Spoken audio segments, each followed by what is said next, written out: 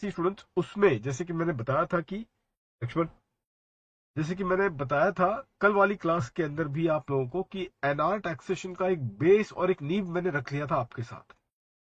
वो उस कॉन्टेक्स्ट में था स्टूडेंट्स, क्योंकि जब टोटल इनकम की जब बात आती है, जो कि subject matter of our chargeability है, तो उस पर्टिकुलर टोटल इनकम में स्टूडेंट्स पहले तो हमें वो इनकम देखना पड़ता है कि वो इनकम क्या है।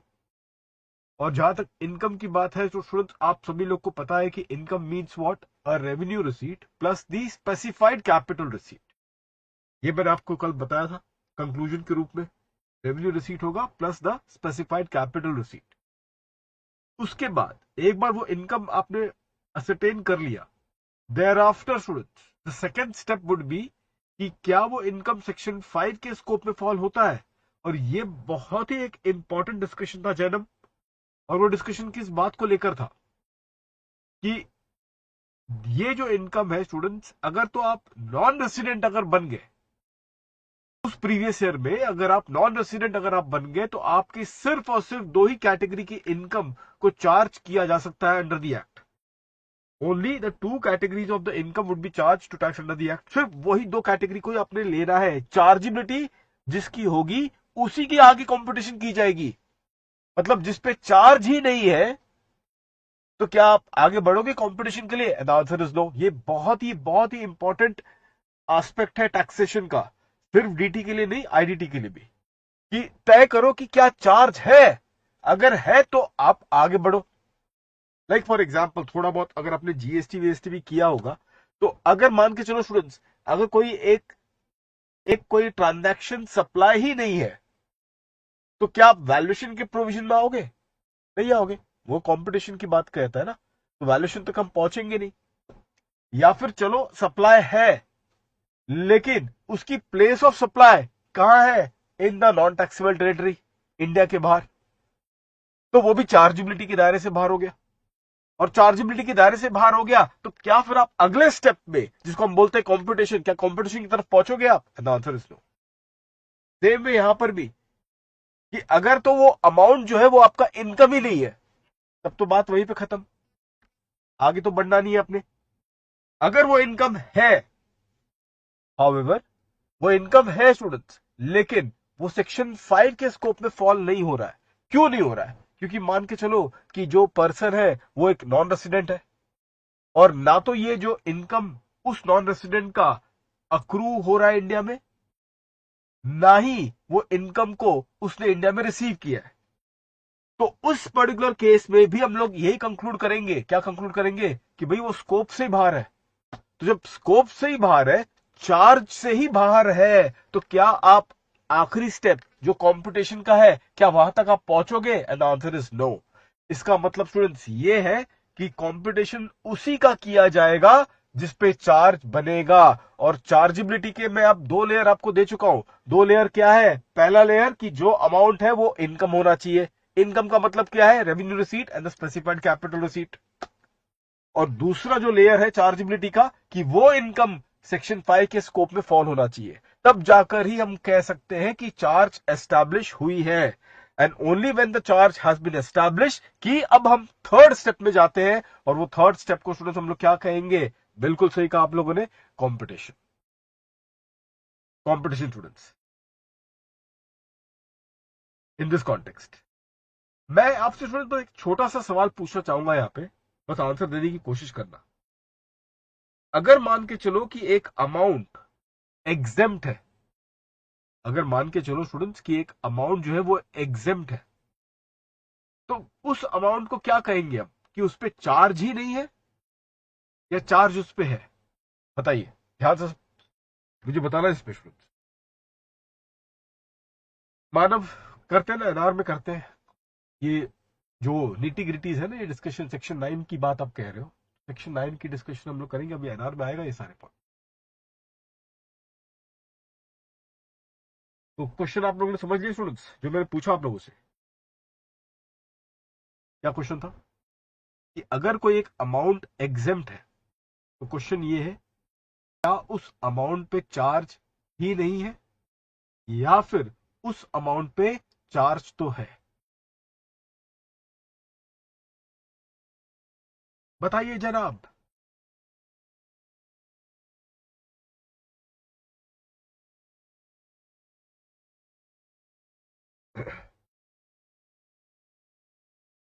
बिल्कुल सही कहा। देखो स्टूडेंट्स, आप लोगों ने बिल्कुल सही कहा कि इसमें सर चार्ज है। फैमिली इसमें चार्ज है, लेकिन उसको अलग से एग्जेम्प्ट किया गया है। और इसी वजह से, नहीं नहीं दर्शक, नहीं, there is a charge, charge establish हुआ है। अब मैंने क्या बोला था स्टूडेंट्स, ध्यान से सुनना। जो अमाउंट पे चार्ज होगा उसी को आप आगे कंपटीशन में लेके जाओगे। यहां तक तो आप लोग सहमत हो भाई? जो अमाउंट पे चार्ज है मैं उसी को कंपटीशन में लेके जाऊंगा। अब जब आप कंपटीशन करते हो, याद आ रहा है आप लोगों को? याद आया कि नहीं स्टूडेंट्स? आप लोग क्या करते थे? टोटल इनकम की कंपटीशन करते थे। टोटल इनकम की आपने कंपटीशन की, उसमें जो स्टेटमेंट आप तैयार करते थे स्टूडेंट, जस्ट सेकंड, उसमें स्टूडेंट जो स्टेटमेंट जो तैयार करते थे आप लोग, लिखते थे ना ऐसे, पर्टिकुलर्स, अमाउंट, एन अमाउंट, ऐसे लिखा जाता था। ठीक है। अब मान के चलो कि एग्रीकल्चरल इनकम है ये 1 लाख का। ठीक है। और फिर आप लिखते हो नीचे, क्या लिखते हो? Exempt under section 10(1). देख रहे हो स्टूडेंट्स आप लोग? और फिर आउटर कॉलम में आप लिखते हो निल। तो प्रेजेंटेशन क्या बता रहा है? मैंने आपको पहले ही चेतावनी दे दी थी स्टूडेंट्स कि वही अमाउंट जो चार्ज जिस पर है उसी को आपने क्या करना है, आगे लेके चलना है in the next step. Next step क्या? कंपटीशन वाला। तो कंपटीशन के अंदर जो भी आइटम आपने दिखाए हैं, भले ही वो एग्जेम्प्ट क्यों ना हो, भले ही वो एग्जेम्प्ट क्यों ना हो, अगर वो कंपटीशन में अगर आपने उसको दिखा दिया है तो समझ लेना जनाब, क्या उस पे चार्ज है? And the answer is yes. हाँ, बात अलग है कि उसको अलग से क्या किया गया, एग्जेम्प्ट कर दिया गया है, लेकिन चार्जिबिलिटी उस पर है। The amount is chargeable. और अगर मैं दूसरी तरीके से बोलूं स्टूडेंट्स, ध्यान से सुनना इन सब चीजों को, देखो पहले से ही टोटल इनकम क्या होता है मालूम है? क्वेश्चन नंबर 1 बनता है आपका, कंपलसरी क्वेश्चन है, 14 मार्क्स का। अचानक से पता नहीं स्टूडेंट्स लोगों में अजीब सी फीलिंग आ जाती है टोटल इनकम को लेके। उसकी वजह क्या मालूम है स्टूडेंट्स? हम लोग क्या करते हैं, इस टोटल इनकम को बहुत बाद में, एकदम एंड में आके ना, कभी एक चैप्टर के रूप में उसको करके खत्म करके आगे बढ़ जाते हैं, तो कॉन्फिडेंस बनता नहीं है। जबकि टोटल इनकम में स्टूडेंट्स स्टार्टिंग के डेट से उसकी जो रूल्स ऑफ कंपटीशन है, जो उसके नियम है, अगर थोड़े थोड़े बिट्स एंड पीसेस में अगर आप उसको ग्रहण करना चालू करो तो होगा क्या मालूम है? वो चीजें अपने आप में सुलझती जाएंगी। And by the time you actually hit upon to those big questions of competition of total income, वहां तक मामला बाय डिफॉल्ट खत्म हो जाएगा, वो डर निकल जाएगा। और यही चीज, ये सारे प्रिंसिपल से ध्यान रखना आप लोग, जो मैं अभी आपसे शेयर कर रहा हूं। छोटी छोटी बातें हैं सब, लेकिन बहुत बड़ी इंपैक्ट रखती है। तो इसका मतलब स्टूडेंट्स, मैंने क्या बोला कि अगर मैंने कंपटीशन के स्टेटमेंट में दिखा दिया उसको, तो इसका मतलब यह होगा कि वो चार्जेबल है। हाँ, अलग बात है कि उसको मैंने अलग से क्या किया, एग्जाम कर दिया। That is what would be it's interpretation. मान के चलो स्टूडेंट्स, एक नॉन रेसिडेंट है और उस नॉन रेसिडेंट को कोई एक अमाउंट मिला है इंडिया के बाहर, और उसने इंडिया के बाहर ही उसको कमाया है, तो वो अमाउंट सेक्शन 5 के स्कोप से बाहर है, क्योंकि ना तो ये अर्न आपने इंडिया में किया है, ना ही इसको रिसीव इंडिया में किया है। ये इंडियन इनकम नहीं है उस नॉन रेसिडेंट का।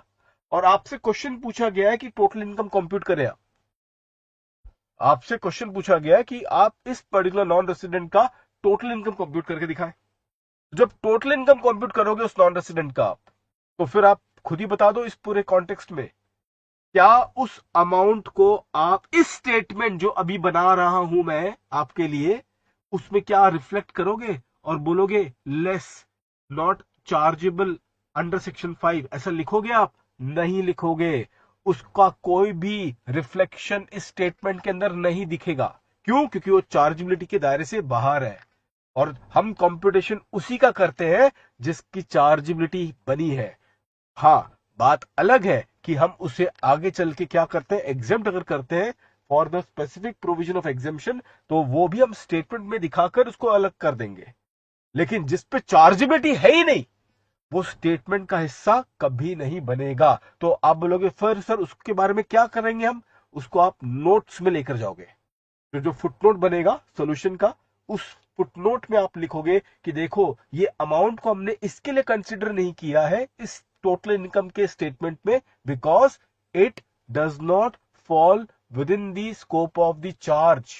चार्ज के स्कोप से बाहर है, और क्यों बाहर है उसका रीजन लिख दो आप। That is how the things has to be looked upon. तो एक थंब रूल पकड़ के अब हमें चलना है, और वही नोट पहला मैं आपको लिखवाने जा रहा हूं, पॉइंट नंबर सी का। क्या होगा कि उसी चीज को हम कंपटीशन की तरफ ले बढ़ेंगे जिस पे चार्जेबिलिटी बनी है। ये नियम बहुत इंपॉर्टेंट है, specifically for a non resident taxation, क्योंकि रेसिडेंट एंड ऑर्डिनरी रेसिडेंट के लिए तो भाई वर्ल्ड इनकम इज टैक्सेबल। हाँ, आर एंड ओ आर के लिए बस एक ही चीज देखना है हमको, क्या देखना है कि जो अमाउंट है कि ये इनकम है या नहीं है। रेवेन्यू रिसीट है तो वो हमेशा इनकम होगा, कैपिटल रिसीट है तो सिर्फ और सिर्फ स्पेसिफाइड अमाउंट को ही हम इनकम मानेंगे, बाकी जो दूसरे कैपिटल रिसीट होंगे उसको हम बाहर कर देंगे। तो अगर एक आर एंड ओ आर का अगर आपने कंपटीशन किया है, करना है आपको टोटल इनकम का, तो वहां पर तो आपको सिर्फ यही देखना है कि वो जो अमाउंट है उस आर एंड ओ आर का वो इनकम के दायरे के अंदर आता है या नहीं। और अगर आता है तो डेफिनेटली कंपटीशन के अंदर लेके जाओगे। कुछ आइटम्स होंगे उस केस में जहां पर आपको कोई स्पेसिफिक एग्जामेशन दिया जाएगा, तो दे देना वहीं पे स्टेटमेंट के अंदर ही, और आउटर कॉलम में निल लिख देना, जैसे यहां पे लिखा मैंने एग्रीकल्चर इनकम के लिए। लेकिन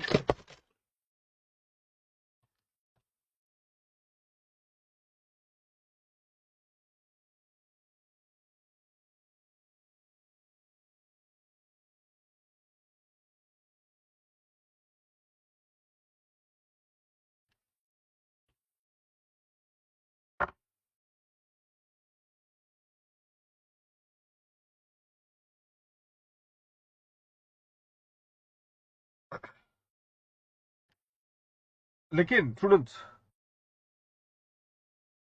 क्या बोल रहा था, लेकिन एक नॉन रेसिडेंट की अगर हम बात करें, if I have to talk about non resident, तो उस नॉन रेसिडेंट के कॉन्टेक्स्ट में स्टूडेंट्स एक ही चीज थंब रूल पकड़ लेंगे आप लोग। क्या होगा स्टूडेंट्स नॉन रेसिडेंट के लिए कि आपको दो चीजें देखनी है कि वो अमाउंट, पहली बात तो क्या है, वो इनकम है या नहीं।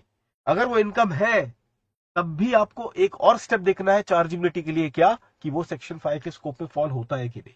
और अगर होता है तब जाकर ही वही अमाउंट को, दूसरे अमाउंट को नहीं, वही अमाउंट को आप तीसरे स्टेप में जो कंपटीशन है आपका, जिसके लिए आप स्टेटमेंट बना रहे हो, उस तीसरे स्टेप में आपने उसको क्या करना है, कंसिडर करना है। I hope that all of you are clear with this one. अगर क्लियर है स्टूडेंट्स तो बता दो, तो मैं आपको नोट्स लिखाना चालू करूँ। कोई भी डाउट होगा तो स्टूडेंट्स आप पूछ लो। I hope that every one of you students, जो जिन्होंने जिनका जिन्होंने आंसर दिया था, सब अब क्लियर हो गया आप लोग को students.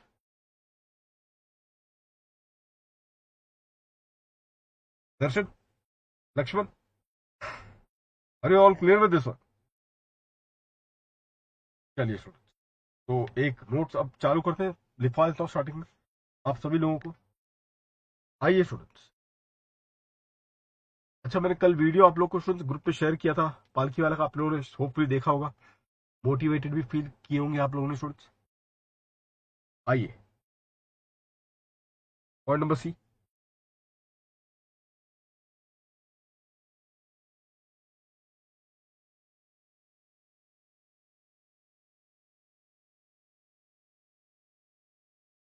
Point number C,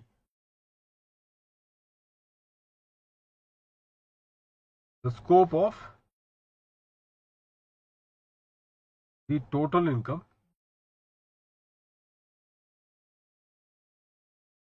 chargeable,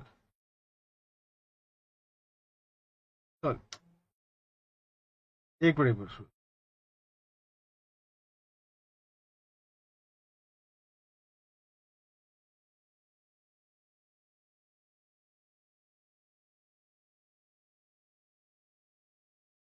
competition of the total income in the manner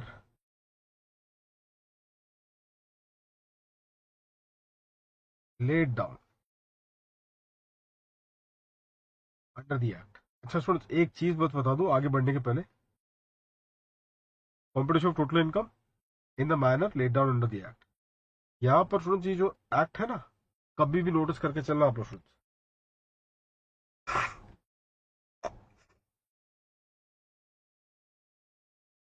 ये जो एक्ट वर्ड है ना, उसमें ए लेटर जो कैपिटल है हमेशा कैपिटल ही रहेगा। कभी भी एक्ट का मतलब है लॉ, कभी भी ये एक्ट को ऐसे कभी आप लिखोगे नहीं।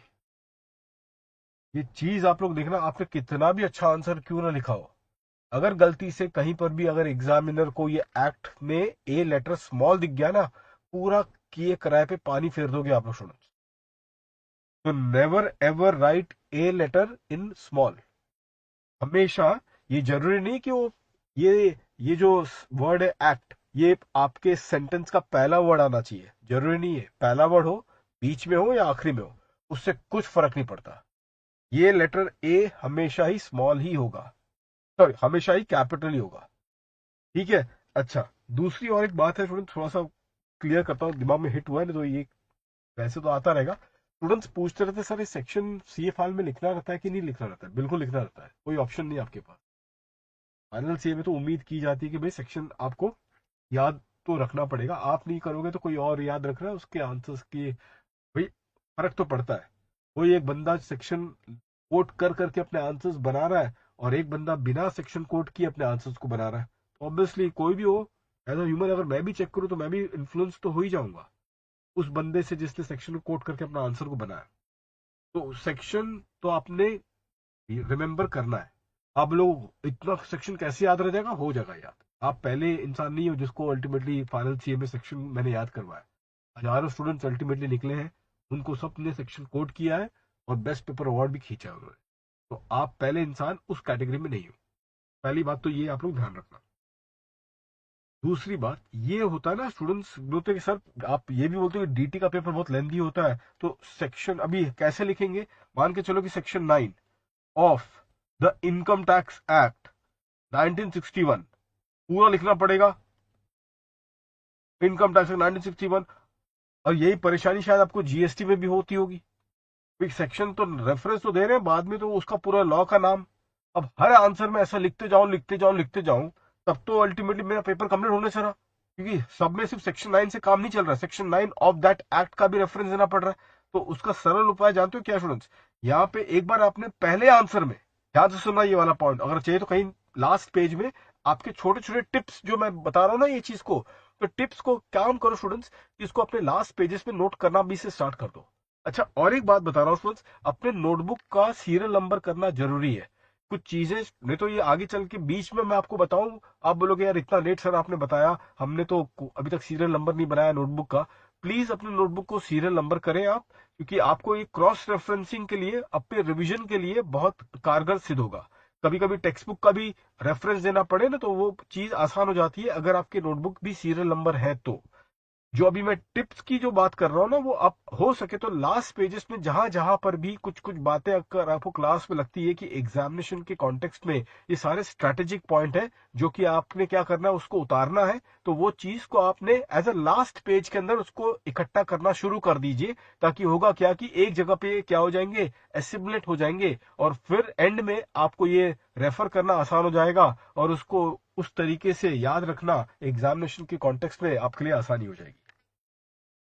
तो क्या मैंने कहा आपको स्टूडेंट्स यहाँ पे कि जो पहला जो आंसर जब आप लिखोगे अपने मेन एग्जामिनेशन में, तो उसमें तो पूरा लिखना है आपने। लाइक मैंने लिखा section 9 of the income tax act 1961, अब ब्रैकेट में लिख देना पहले आंसर में, या और एग्जामिनर को आपके वही पहले 2-3 लाइन में दिख जाना चाहिए। क्या दिख जाना चाहिए?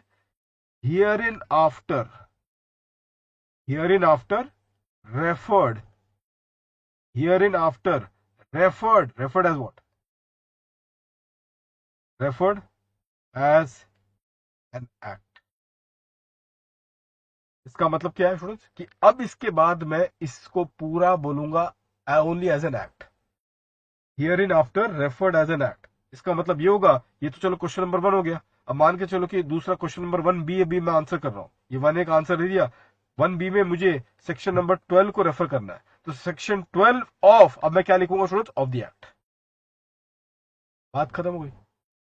तो आपका जो मेन आंसर शीट होगा ना, तो मेन आंसर शीट के पहले 3 लाइन में ही, क्योंकि पहला ही लाइन में आपको कोट करना पड़ेगा सेक्शन, और सेक्शन में पूरा उसमें पहले आंसर में लिखना of the income tax act 1961, और फिर उसके बाद ब्रैकेट में लिख देना कि इसके बाद मैं इसे रेफर करूंगा as an act, hereinafter referred as an act. और उसके बाद वाले सारे आंसर्स में इस तरीके से आप लिखोगे, मान के जो section 12 of the act, A capital, बस ये चीज आप ध्यान रखना। आई hope that all of you clear with this positioning जो आप एग्जामिनेशन के लिए करोगे, ठीक है ना। तो ये चीज बस थोड़ा आपको बताना था, ये नहीं तो क्या स्किप हो जाए, तो ये चीज आप लोग को ध्यान रखना। तो चलिए स्टूडेंट्स, इसको नोट्स को आगे बढ़ते हैं हम लोग। तो competition of the total income in the manner laid down under the act, इसी की नोट लिखता हूं। Only the amount which is chargeable, only the amount which is chargeable shall be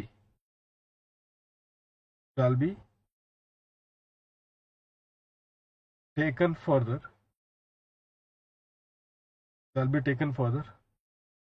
for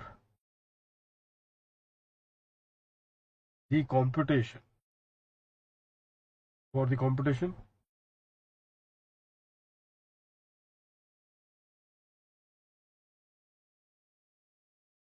in the manner laid down under the act, that is an amount which is not chargeable at all shall not form part of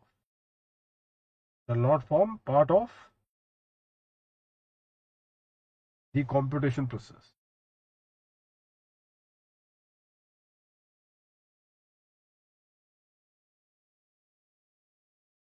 तो वो competition process का हिस्सा नहीं हो।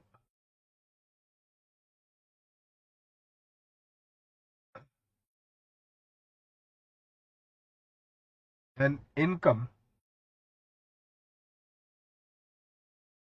which qualifies for an exemption is chargeable and hence forms part of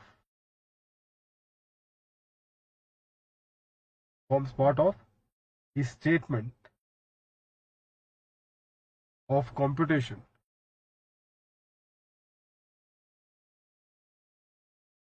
of the total income, though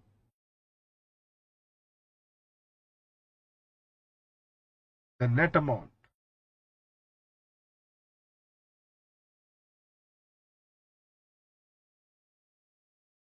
is nil.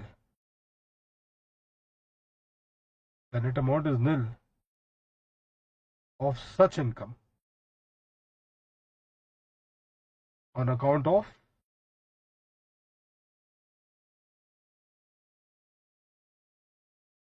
the exemption.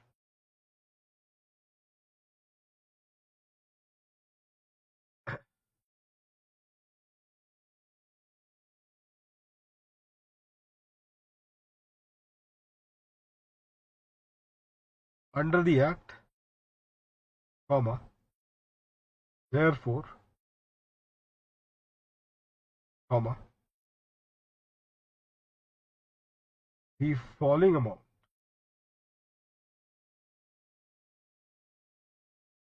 is not chargeable at all. Following amount is not chargeable at all, and hence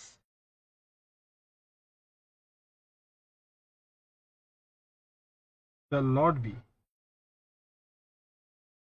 part of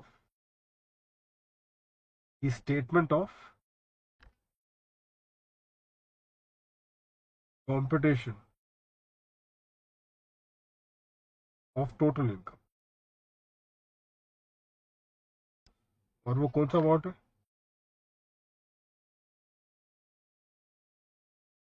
The amount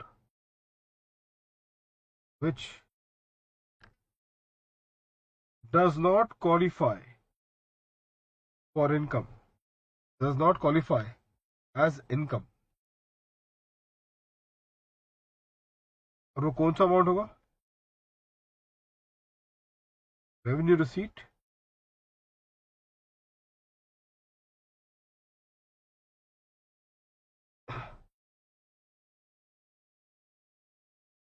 कौन सा amount होगा students? neither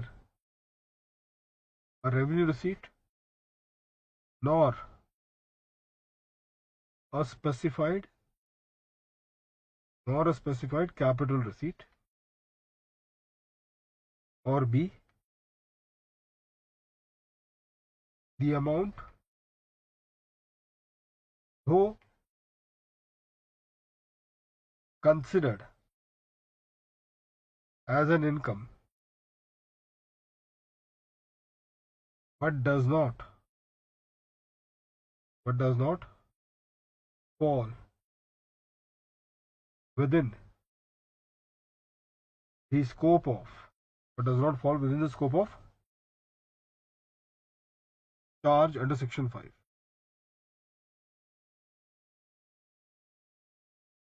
bracket में लिख देना, relevant for non resident taxation. Student जब revision class होगी ना आपकी, जब मैं रिवीजन क्लास आपको लूंगा तो उसमें ये सब चीजें मैं नहीं आपको बताऊंगा, ये सारे प्रिंसिपल्स है, तो ये मत उम्मीद करना कि ये भी मैं रिवाइज करवा रहा हूँ। भाई ये तो नियम है, नियम जो कि आपको धारण रखना है जब आप करोगे, क्योंकि ये सारे बेसिक स्ट्रक्चर है ये, तो इन चीजों का रिवीजन नहीं होने वाला है, रिवीजन टॉपिक का होगा डायरेक्टली। ठीक है, तो ये इसके लिए मैं अभी से आपको तैयार कर रहा हूँ कि भैया ये चीजें इस तरीके से है और उस हिसाब से हम प्रैक्टिस कर लेंगे। लेकिन ये मत समझना कि मैंने रिवीजन क्लासेस जब होती है तो उसमें ये सारी चीजों को भी बाद में वापस से रिवाइज किया जाता है, नहीं नहीं, ये सब चीजें तो आपके दिमाग में बैठ गया होगा तब तक, तो don't expect that these things will get revised. ठीक है, लिख लिया स्टूडेंट्स यहाँ तक? बस एक बार रीड कर लेना अभी तक जो लिखवाया है स्टूडेंट्स, ये आज की क्लास में अभी मैंने, बस एक बार उसको रीड करो, बाकी पूरा परफेक्ट है तो बता दो। अब हम लोग फिर आगे बढ़ते हैं स्टूडेंट्स, जल्दी से।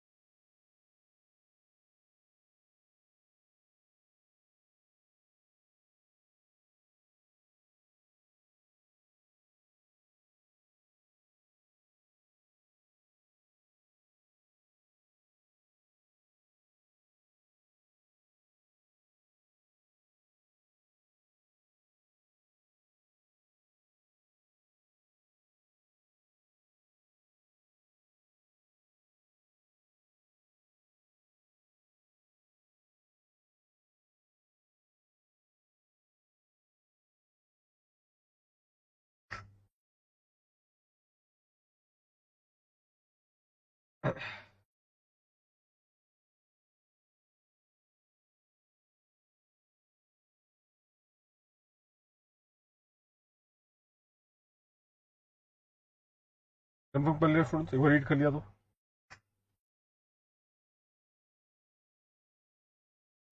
चलिए स्टूडेंट, अब हम लोग आगे बढ़ते हैं इस पूरे प्रोसेस में। Let's take discussion further. अब हम लोग आते हैं स्टूडेंट, अब जब ध्यान रखना, प्लीज बी केयरफुल, मुझे अब ये बार बार बताने की जरूरत ना पड़े कि जब भी मैं करूंगा कॉम्पिटिशन ऑफ टोटल इनकम, तो ये मान के ले लिया जाएगा कि मैं किसका कर रहा हूं students? Only of the income which is chargeable under the act. किसका कर रहा हूँ फ्रेंड्स, कॉम्पिटिशन का स्टेटमेंट में बताओ किसका ले रहे हैं हम लोग, अमाउंट किसको कंसिडर कर रहे हैं, वही अमाउंट को ले रहे हैं जो कि चार्जेबल है अंडर द एक्ट, बस उसी का कॉम्पिटिशन किया रहा है। तो स्टेटमेंट तक पहुंचने तक ये चीज है। तो अब चालू करेंगे कॉम्पिटिशन की process. Now what we have to do is now we have to start the process of the competition of total income. तो ये कैसे स्टार्ट किया जाएगा friends, let's now look upon to this part. तो competition of total income friends यहाँ पे कैसे करते हैं आप लोग, अब प्लीज नोट करके चलना। ये जो कंपटीशन की जो प्रोसेस होती है ना, इसको मैं आगे भी बहुत हद तक आपको क्या करूंगा, आइडेंटिफाई करवाऊंगा। ये प्रैक्टिस करना बहुत जरूरी है।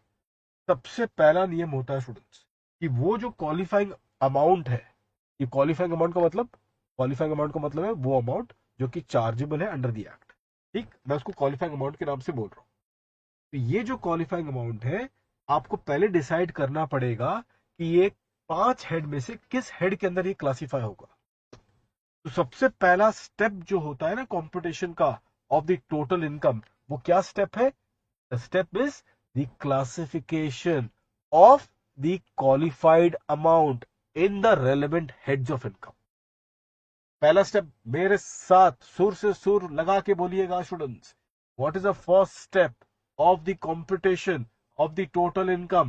So the first step of the computation of total income is to classify the qualifying amount। देखो मैं इस्तेमाल कर रहा हूं qualifying amount, क्यों, क्योंकि वही अमाउंट को हम कंसिडर कर रहे हैं जो कि चार्जेबल अंडर द एक्ट। तो पहला स्टेप क्या है, to classify the qualifying amount which is chargeable, to classify the qualifying amount in the relevant heads of income. तो classification is step number 1। Computation का पहला स्टेप जो है वो क्या है, क्लासिफिकेशन। अब आप बोलोगे क्यों क्लासिफिकेशन इतना जरूरी है, देख रहे हो स्टूडेंट्स ये 5 उंगली, ये जो 5 हेड्स ऑफ इनकम है ना स्टूडेंट्स, ये आपके 5 उंगली के बराबर है। अच्छे से देखो अपने पंजे को भी, टाइम है आपके पास, कोई देख नहीं रहा, तो आपको दिखेगा, हाँ कभी ऐसे सोचा नहीं होगा आपने, ये वाकई में ये 5 उंगली के जैसा ही है। पहला हेड अगर आप देखोगे, छोटा सा head, which is head is salary. उसके बाद देखो थोड़ा सा हेड बढ़ जाता है, वो है हाउस प्रॉपर्टी। ठीक है, सबसे बड़ा हेड तीसरा, देख रहे हो उंगली, तीसरी उंगली सबसे बड़ी होती है, तो सबसे बड़ा हेड आपका स्टूडेंट क्या है, पीजीबीपी। उसके बाद भी मामला गंभीर है, कैपिटल गेन्स, वो भी एक थोड़ा बड़ा ही है। और फिर सबसे छोटी उंगली पे आ जाइए, आईएफओएस। तो ये 5 हेड आपके 5 उंगली के बराबर है। जिसने भी जब लॉ लिखता होगा तो मेरा अनुमान ये है कि उसने अपना हाथ देखा होगा पहले, और सोचा कि ये भी 5 हेड को मैं इस 5 उंगली की जैसा मैं बनाता हूँ। सैलरी को एक छोटा हेड के हिसाब से अल्टीमेटली मैं दे रहा हूँ, दूसरा हेड में हाउस प्रॉपर्टी, तीसरे में सबसे बड़ा हेड पीजीबीपी, चौथे में कैपिटल गेन, तो पांचवें में आईएफओएस रखूंगा। सोचो उन्होंने भी ऐसा कुछ किया होगा। अब उसमें से ये 5 हेड में देखो, सीए फाइनल में जो आपका सिलेबस है उसमें ये 2 हेड तो है नहीं आपका, first 2 heads which is salary and house property. जो आपकी हेड्स ऑफ इनकम चालू होती है वो आपका अल्टीमेटली चालू होता है पीजीबीपी से, तो सिलेबस का हिस्सा नहीं हुआ। लेकिन ऑब्वियसली थोड़ी बहुत जानकारी है तो आपको पता रहनी चाहिए। जैसे कि फॉर एग्जांपल अगर आपसे बोलूं कि जनाब देखो अच्छा आप बोलोगे सर ये ऐसे कैसे कहते हो स्टूडेंट, आप सर ऐसे कैसे कह सकते हो कि सैलरी सबसे छोटा हेड है, जबकि सैलरी ने हमें काफी परेशान किया इंटरेस्ट में। बात सही करो स्टूडेंट, काफी परेशान हुई थी आपको। लेकिन आप खुद नोटिस करना, मैं छोटा इस हिसाब से कह रहा हूं क्योंकि उसमें डिडक्शन तो ना के बराबर है। क्या डिडक्शन मिलता है सैलरी में, आप खुद सोचो। एक स्टैंडर्ड डिडक्शन दे दिया आपको, एक टुकड़ा फेंक दिया, और वो स्टैंडर्ड है, फ्लैट है डिडक्शन का अमाउंट। सबसे मजेदार बात तो यही है, एक फ्लैट डिडक्शन दे दिया कि भाई इतना ही मिलेगा। भाई आपका कितना भी सैलरी हो, आपका सैलरी 6 लाख हो या आपका सैलरी 6 करोड़ हो, आपको तो उतना ही डिडक्शन देंगे।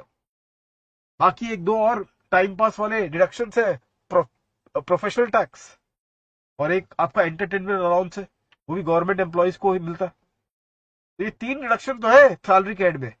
बाकी सैलरी के अंदर है क्या, बस आप करते हो क्या हो सैलरी के एंड में, वैल्यूएशन तो करते जा रहे हो, हाँ परक्यूजेट का वैल्यूएशन कर रहा हूँ, परक्यूजेट का वैल्यूएशन कर रहा हूँ, और कुछ अलाउंसेस है उसके एग्जामिशन के बारे में चिंता करते हो आप कि भाई ये अलाउंस पे एग्जामिशन है तो कितना है, बस इतना ही तो आप पढ़ा है आपने।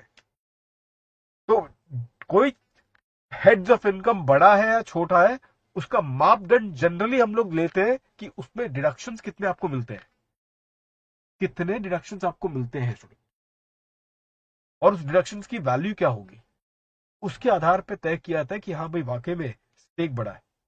इसमें तो है ही नहीं कुछ। आप खुद नोटिस करना स्टूडेंट, सैलरी के चैप्टर में आपने एक केस लॉ भी नहीं पढ़ा होगा। अगर थोड़ा बहुत आपने रिसर्च भी किया होगा, सैलरी में तो लगभग केस लॉ है ही नहीं आपके पास, जो भी आपने थोड़ा बहुत पढ़ा भी होगा। क्यों? क्योंकि केस लॉ तभी होते हैं जब थोड़ा झगड़ा होगा, और झगड़ा वहां पर है जबकि डिडक्शन अल्टीमेटली आपकी चालू होते हैं। जब डिडक्शन ही नहीं है आपको अल्टीमेटली, तो एसएससी डिडक्शन तक पहुंच ही नहीं रहा है। क्योंकि झगड़े का मेन वजह क्या होता है कि एसएससी बोलता है कि मुझे डिडक्शन मिलेगा, डिपार्टमेंट बोलता है नहीं मिलेगा आपको डिडक्शन, तो चलो कहा, कोर्ट में, और कोर्ट से केस लॉ बाहर आता है। अब यहां तो डिडक्शन ही नहीं, कुछ बाहर निकलने की बात आती नहीं है, तो ये हेड वहीं पे शुरू होकर खत्म हो जाता है, क्योंकि 3 डिडक्शन ही है। इसके बाद अगर आप देखते हो ना हाउस प्रॉपर्टी, वैसे अगर हाउस प्रॉपर्टी भी देखोगे तो कंपटीशन के मुताबिक तो भाई छोटा ही है, उसके अंदर जीएवी है, उसके बाद जीएवी के बाद आप लेस करते हो म्युनिसिपल टैक्स पेड, एनएवी मिलता है आपको, एनएवी के बाद एक स्टैंडर्ड डिडक्शन है 30% का, और फिर उसके बाद एक interest on loan borrowed for purchase और construction of the house property. तो ये डिडक्शन आप लेके खत्म करते हो। लेकिन आप नोटिस करना स्टूडेंट्स कि हाउस प्रॉपर्टी में तो भी थोड़ा बहुत एक वेटेज है। क्यों? क्योंकि हाउस प्रॉपर्टी में जो स्टैंडर्ड डिडक्शन है, अब आप इसके स्टैंडर्ड डिडक्शन को कंपेयर करो विद सैलरी के साथ। सैलरी में थोड़ी देर पहले क्या मैंने बताया आपको कि भाई आपको तो एक फ्लैट डिडक्शन दे दिया गया है, आपकी तनख्वाह 6 लाख हो या आपकी तनख्वाह 6 करोड़ हो, आपको तो उतना ही अमाउंट का डिडक्शन मिलेगा बस। And so far as house property is concern, आपको पता ही है स्टूडेंट्स कि अगर आपकी रेंटल इनकम या आपकी अगर एनएवी अगर बढ़ती जाएगी तो प्रोपोर्शनेटली आपका स्टैंडर्ड डिडक्शन भी बढ़ता जाएगा।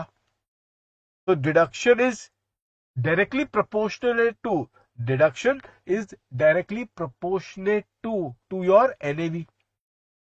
जितना ज्यादा एनईवी होगा उतना ज्यादा डिडक्शन होगा। That is how it has to be considered. तो ये हेड थोड़ा बढ़ जाता है, स्टेक बढ़ जाता है इसमें। तीसरा हेड, ये सबसे इंपॉर्टेंट हेड है। यहां पे जो पीजीबीपी वाली जो हेड है उसमें कोई स्टैंडर्ड डिडक्शन के नाम का कोई हेड ही नहीं है। वहां पर तो आपका जो एक्चुअल खर्चा है उस एक्चुअल खर्चे की डिडक्शन की हम बात करते हैं। वहां पे एक्चुअल की बेसिस है, और इसी वजह से स्टूडेंट्स आप नोटिस करना यहां पे मैक्सिमम केस लॉ आपको मिलेंगे। You will find maximum case law. क्यों? क्योंकि एसएससी अटेम्प्ट कर रहा है डिडक्शन लेने के लिए, और डिपार्टमेंट बोलता है कि नहीं नहीं, ये जो डिडक्शन की कंडीशन जो लिखी गई है उसमें आप क्वालिफाई नहीं होते हो, आपको डिडक्शन नहीं मिलेगा। जैसे कि आपको पता ही होगा बहुत लोग क्या करते हैं, अपने पर्सनल खर्चे को भी डिडक्शन दे लेते। भाई मैं अगर टूर करता हूं, मैं फ्लाइट की टिकट बुक करता हूं और मेरा कुछ पर्सनल टूर है, उसको भी मैं क्या करता हूं अल्टीमेटली डिडक्शन ले लेता हूं पीजीबीपी में। और जब असेसमेंट की बारी आती है तो उस असेसमेंट के कॉन्टेक्स्ट में आप देखते हो, क्या देखते हो कि वहां पर असेसिंग ऑफिसर आपका डिडक्शन को डिसअलाउ करता है। और अगर मैं उसमें दुखी हूं कि भाई जो आपका डिसअलाउंस है वो गलत है, तो कहां पे मामला पहुंचता है? कोर्ट में। कोर्ट मतलब केस लॉ। इस वजह से पीजीबीपी के हेड के अंदर आपको केस लॉ याद करना है, सारे नहीं, इंपॉर्टेंट और लैंडमार्क। कल जैसे कि क्लास में मैं आपको कुछ केस लॉस के बारे में, कुछ एम्पायर जूट कंपनी, कुछ ऐसे कुछ नाम ले रहा था ना, ये सब केस लॉ पीजीबीपी में बैठे हुए हैं। तो उस हेड में एंट्री के टाइम पे स्टूडेंट नोटिस करना कि केस लॉ से आप 2-4 होने वाले हो, बहुत सारे केस लॉस, और उसमें बहुत सारे लैंडमार्क जजमेंट्स है। तो ये एक हेड होगा जहां पे अल्टीमेटली हम लोग वो सारे लैंडमार्क जजमेंट्स देखने वाले हैं, उसके आधार पे तय करेंगे कि भाई डिडक्शन मिलेगा या नहीं। इसके बाद वाला हेड जो है कैपिटल गेन्स। अब कैपिटल गेन्स भी बहुत एक इंपॉर्टेंट हेड है। क्या हेड है यहां पर स्टूडेंट्स? दो चीज बहुत यूनिक है, प्लीज नोट करके चलना कैपिटल गेन्स को लेके। दो चीजें काफी यूनिक है। पहला तो उसका कंपटीशन यूनिक है, काफी काफी यूनिक है कंपटीशन कैपिटल गेन्स वालों का। आपको तो पता ही है, उतना तो आपको याद ही होगा कि एक ऐसा हेड है जहां पर आप क्या करते हो, एक इंडेक्सेशन प्रोवाइड करवाते हो। मतलब खरीदा गया है कोई कैपिटल एसेट, कोई 10 साल पुराना, और उसको इंडेक्स करके मैं आज की वैल्यू तक लेकर आता हूं। ये कोई दूसरे हेड में आपको नहीं दिखता है कि आप इंडेक्सेशन करके उसकी आज की वैल्यू निकालते हो। This is unparalleled. तो ये सिर्फ और सिर्फ इसी हेड्स ऑफ इनकम में होता है। ये पॉइंट नंबर 1 है। और दूसरा इसमें सबसे यूनिक पॉइंट है कैपिटल गेन्स के हेड में कि इस हेड के अंदर स्टूडेंट्स आपको पता होगा कि there are some special tax rates, there are some special tax rates. पता है ना आप लोगों को, आइडिया तो होगा स्टूडेंट्स इसके बारे में। लाइक थोड़ा बहुत अगर इंटर सी में आपने पढ़ा होगा कि लॉन्ग टर्म कैपिटल गेन्स 112 के अंदर 20% का रेट है, और दूसरे कुछ और लॉन्ग टर्म कैपिटल गेन्स है उसके 10% के रेट है, कुछ शॉर्ट टर्म कैपिटल गेन्स है उसके भी रेट कुछ ऐसा आपने इंटर सी में थोड़ा बहुत आपको याद होगा। नहीं याद है तो कम से कम इतना याद होगा कि हाँ, एक लॉन्ग टर्म कैपिटल गेन्स था उसका 20% का रेट था, ऐसा कुछ थोड़ा बहुत आपको याद रहेगा दिमाग, बस उससे अभी फिलहाल के लिए काम चल जाएगा। मेरा पॉइंट क्या है कि ये हेड इंपॉर्टेंट है उस दो चीजों के लिए, एक कि भाई कॉस्ट का इंडेक्सेशन, और दूसरा इसमें आपको एक स्पेशल रेट ऑफ टैक्स दिख रहा है। यहां पे गेम चेंज होती है टैक्स लायबिलिटी के कैलकुलेशन में। अगर आपके टोटल इनकम के अंदर कोई कैपिटल गेन्स का अमाउंट है तो उस कैपिटल गेन्स में चांसेस ज्यादा है कि कोई स्पेशल रेट हो, और उस स्पेशल रेट होने की वजह से जब टैक्स लायबिलिटी की कंपटीशन होगी तो उस टैक्स लायबिलिटी कंपटीशन में हमारा liability of special rate on capital gains एक अलग रेट से उसको टैक्स किया जाएगा, और बाकी जो बैलेंस इनकम होंगे, जो कि बैलेंस इनकम होंगे स्टूडेंट्स, उस बैलेंस इनकम का आपको नॉर्मल रेट के हिसाब से टैक्स निकालना पड़ेगा। वैसे मैं अभी आपको टैक्स रेट्स पे जब चलूंगा भी तो मैं आपको ये चीज बताऊंगा। और आखिरी वाला हेड है आईएफओएस। तो 4 हेड में अगर वो क्वालिफाई नहीं होता तो आप 5वें हेड में लेके जाते हो, वो है अदर सोर्सेस। अब आप नोटिस करना स्टूडेंट्स, एक चीज नोटिस करना, ये सबसे इंपॉर्टेंट पर्टिकुलर पॉइंट है, यहां पे बहुत एक केयरफुल रहना पड़ता है। मैंने क्या कहा कि जब टोटल इनकम जब आप कंप्यूट करोगे, तो टोटल इनकम जब आप कंप्यूट करोगे तो उसमें सबसे पहला स्टेप क्या होगा आपका, कि वो क्वालिफाइंग इनकम को आपको रेलेवेंट हेड में क्लासिफाई करना है। अब आप खुद सोचो स्टूडेंट्स, खुद सोचेंगे आप लोग कि अगर मान के चलो कि जो एक इनकम है, अगर वो मेरा हाउस प्रॉपर्टी का इनकम है, लेकिन उस इनकम को हाउस प्रॉपर्टी के बजाय मैं उसको पीजीबीपी में अगर मैं लेकर चला गया तो क्या होगा? ऑब्वियसली गेम ही पूरी चेंज हो जाएगी। अगर कोई एक इनकम है वो हाउस प्रॉपर्टी की इनकम है, लेकिन वो हाउस प्रॉपर्टी की इनकम को मैं कहां लेके जा रहा हूं, पीजीबीपी में लेके जा रहा हूं, तो गेम चेंज होगी कि नहीं होगी? बिल्कुल होगी। कहां पे हाउस प्रॉपर्टी में अगर वो क्लासिफाई होता है तो डिडक्शन आपको एक्चुअल बेसिस पे तो नहीं मिलेंगे, except for the municipal tax paid and except for the interest. उस दो को छोड़ के तो बाकी जो भी डिडक्शन मिलेगा वो आपको एक्चुअल बेसिस पे तो नहीं मिलेगा, वो तो जो मिलेगा वो स्टैंडर्ड डिडक्शन है। लेकिन वही चीज अगर आप पीजीबीपी में लेके जाते हो तो सीधा डिडक्शन वहां पे स्टैंडर्ड डिडक्शन के रूप में नहीं मिलता आपको, तो वहां डिडक्शन आपको एक्चुअल बेसिस पे दी जा रही है। देख रहे हो, गलत कंपटीशन होने वाला आपसे। तो गलत कंपटीशन होगा तो गलत टोटल इनकम बाहर निकलेगा, और गलत टोटल इनकम अगर बाहर निकलेगा तो फिर सामने देखो रहे हो टैक्स लायबिलिटी पे गलत आप अल्टीमेटली पे करोगे, और वो गलत टैक्स लायबिलिटी चला जाएगा आपके रिटर्न में, और उस हिसाब से फिर जब असेसमेंट होगा तो उस असेसमेंट में ये असेसिंग ऑफिसर पॉइंट पिकअप करेगा। अगर आप मानते हो तो ठीक, नहीं मानते हो तो चलो कोर्ट में। ये सिचुएशन अल्टीमेटली आपके सामने आ जाएगी फिर students in this context. This situation will be there now in this particular context students. I hope that every one of you are clear with this। जो मैं बता रहा हूं आप लोगों को एकदम अच्छे से पता चल रहा है। आप बोलोगे सर ये ऐसा कैसा होगा, कोई बेवकूफी होगा प्राइमली जो कि एक हाउस प्रॉपर्टी का इनकम को पीजीबीपी में क्लासिफाई करेगा। आप अभी बोल रहे हो, आपको लगेगा ऐसा कोई बहुत बेवकूफ आदमी होगा जो कि हाउस प्रॉपर्टी के इनकम को कहां पे लेके जाएगा, पीजीबीपी के इनकम। या से फॉर एग्जाम्पल एक इनकम आपने कमाया है पीजीबीपी का, बिजनेस इनकम कमाया, और आप उसको क्लासिफाई करते हो under capital gains, capital gains के हेड में आप लेके गए, तो आपको थोड़ा अटपटा अंदर से लगता रहेगा, ऐसा कौन होगा जो कि हाउस प्रॉपर्टी का इनकम है वो पीजीबीपी में लेके जा रहा है, और पीजीबीपी वाला जो इनकम है वो कैपिटल गेन्स पे लेके जा रहा है। अभी आपको ऐसा लगता होगा अंदर से, ये तो बहुत क्लियर कट केस आपको लगेगा कि भाई जो हाउस प्रॉपर्टी वो दिखता है कि हाउस प्रॉपर्टी तो हाउस प्रॉपर्टी पे लेके जाओ। लेकिन अब मैं बाद में जब आपको कुछ एग्जाम्पल्स दिखाऊंगा स्टूडेंट, आपको पता ही नहीं चल पाएगा कि मैं उसको एचपी में लेके जाऊं या पीजीपी में लेके जाऊं। यहां पर अब आप देखो, बहुत बहुत आसान है ये चीज। अब मैं आपको बता रहा, अभी मैं इस लेक्चर में इस्तेमाल नहीं करूंगा उस एग्जाम्पल को, लेकिन जब मैं उस हेड्स के अंदर जाऊंगा, हालांकि हमारे पास हाउस प्रॉपर्टी का हेड सिलेबस का हिस्सा नहीं है, बट शुरुआत में ये चीज को रूबरू करवाने के लिए कि देखो 90% केसेस तो बहुत ही आसानी से क्लासिफाई हो जाती है कि भाई 5 हेड है, सैलरी में है, हाउस प्रॉपर्टी में, पीजीबी में, कैपिटल गेन्स में, लेके जाओ। लेकिन 10% ऐसे केसेस आएंगे आपके पास कि आप में दिमाग में जबरदस्त कंफ्यूजन बैठ सकता है कि यार इस इनकम को मैं किस हेड में लेके जाऊं। कंफ्यूजन दिमाग में बैठ जाएगा आपको स्टूडेंट्स। ऐसे ऐसे केस स्टडीज मौजूद है। तो वो सब अल्टीमेटली केस स्टडीज हम स्पेसिफिक लाइक टॉपिक के टाइम पे हम डिस्कस करेंगे। तब आपको पता चलेगा कि भाई ये बहुत इंपॉर्टेंट चीज है कि क्लासिफिकेशन का सही से किसी सही हेड में करना कितना जरूरी हो जाता है। तो जब टोटल इनकम कंप्यूट करो तो सबसे पहला स्टेप क्या होगा कि आपने उस क्वालिफाइंग इनकम को सही हेड में क्या करना है, क्लासिफाई करना है। गलत हेड में क्लासिफाई करोगे तो उस हेड के नियम के अनुसार आप कंपटीशन करोगे, और क्योंकि वो गलत हेड था इस वजह से जो टोटल इनकम कंप्यूट होगा आपका वो गलत हो जाएगा। एंड फाइनली जो टैक्स लायबिलिटी कैलकुलेट आप उस टोटल इनकम पे करोगे वो भी गलत हो जाएगा। Is that point clear to all of you? बिल्कुल बार ऐसा कुछ होने वाला है। अभी मैं फिलहाल एक्सप्लोर नहीं कर रहा हूं, तो क्या है ना कि हम थोड़ा दिशा से भटक जाएंगे। लेकिन मैं वो सारे डिस्कशन को रिजर्व करने वाला हूँ और दोस्त टॉपिक स्पेसिफिक के लिए। लेकिन मैं आपका दिमाग बस थोड़ा खोलना चाहता हूँ कि यहाँ पे हमें भागना नहीं है प्राइमरी। यहाँ पे हमें एक बार ठहरना है और सोचना है कि क्यों हम ये कर रहे हैं, क्या इसकी रेलेवेंस है, क्यों इतना इंपॉर्टेंट हो जाता है। ये थोड़ा अप्रिशिएट करना जरूरी स्टूडेंट। क्योंकि बिना अप्रिशिएट किए अगर आप सीधा जंप मार लोगे ना, आसान है जंप करना, हाँ भाई 5 मिनट में डाल दिया, आगे बढ़ो आगे बढ़ो। नहीं, क्यों अल्टीमेटली ये स्टेप इतना जरूरी था, ये स्टेप को इसका इंपॉर्टेंस अल्टीमेटली बताना, उसका फील करवाना जरूरी है। तब जाके अल्टीमेटली आप थोड़ा सा केयरफुल रहोगे।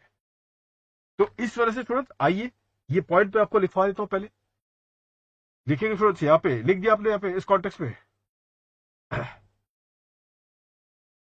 दी qualifying income.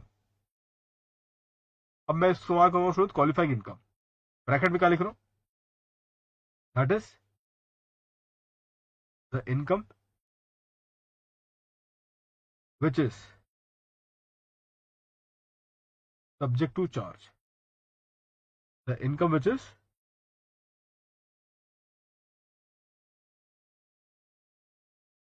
subject to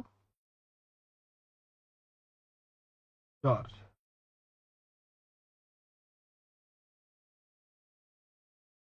shall then be computed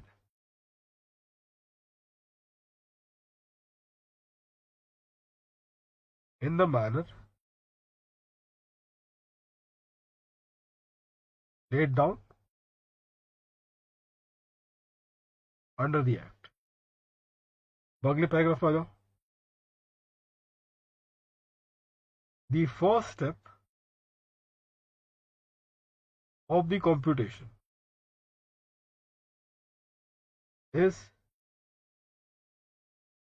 the first step in the of the computation is the classification of the qualifying income। first step को अंडरलाइन करना students, of the qualifying income into the relevant heads of income,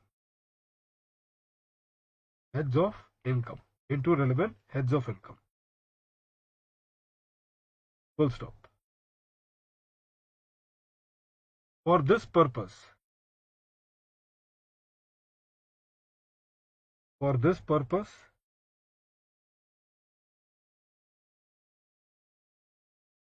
the principle of classification, the principles of classification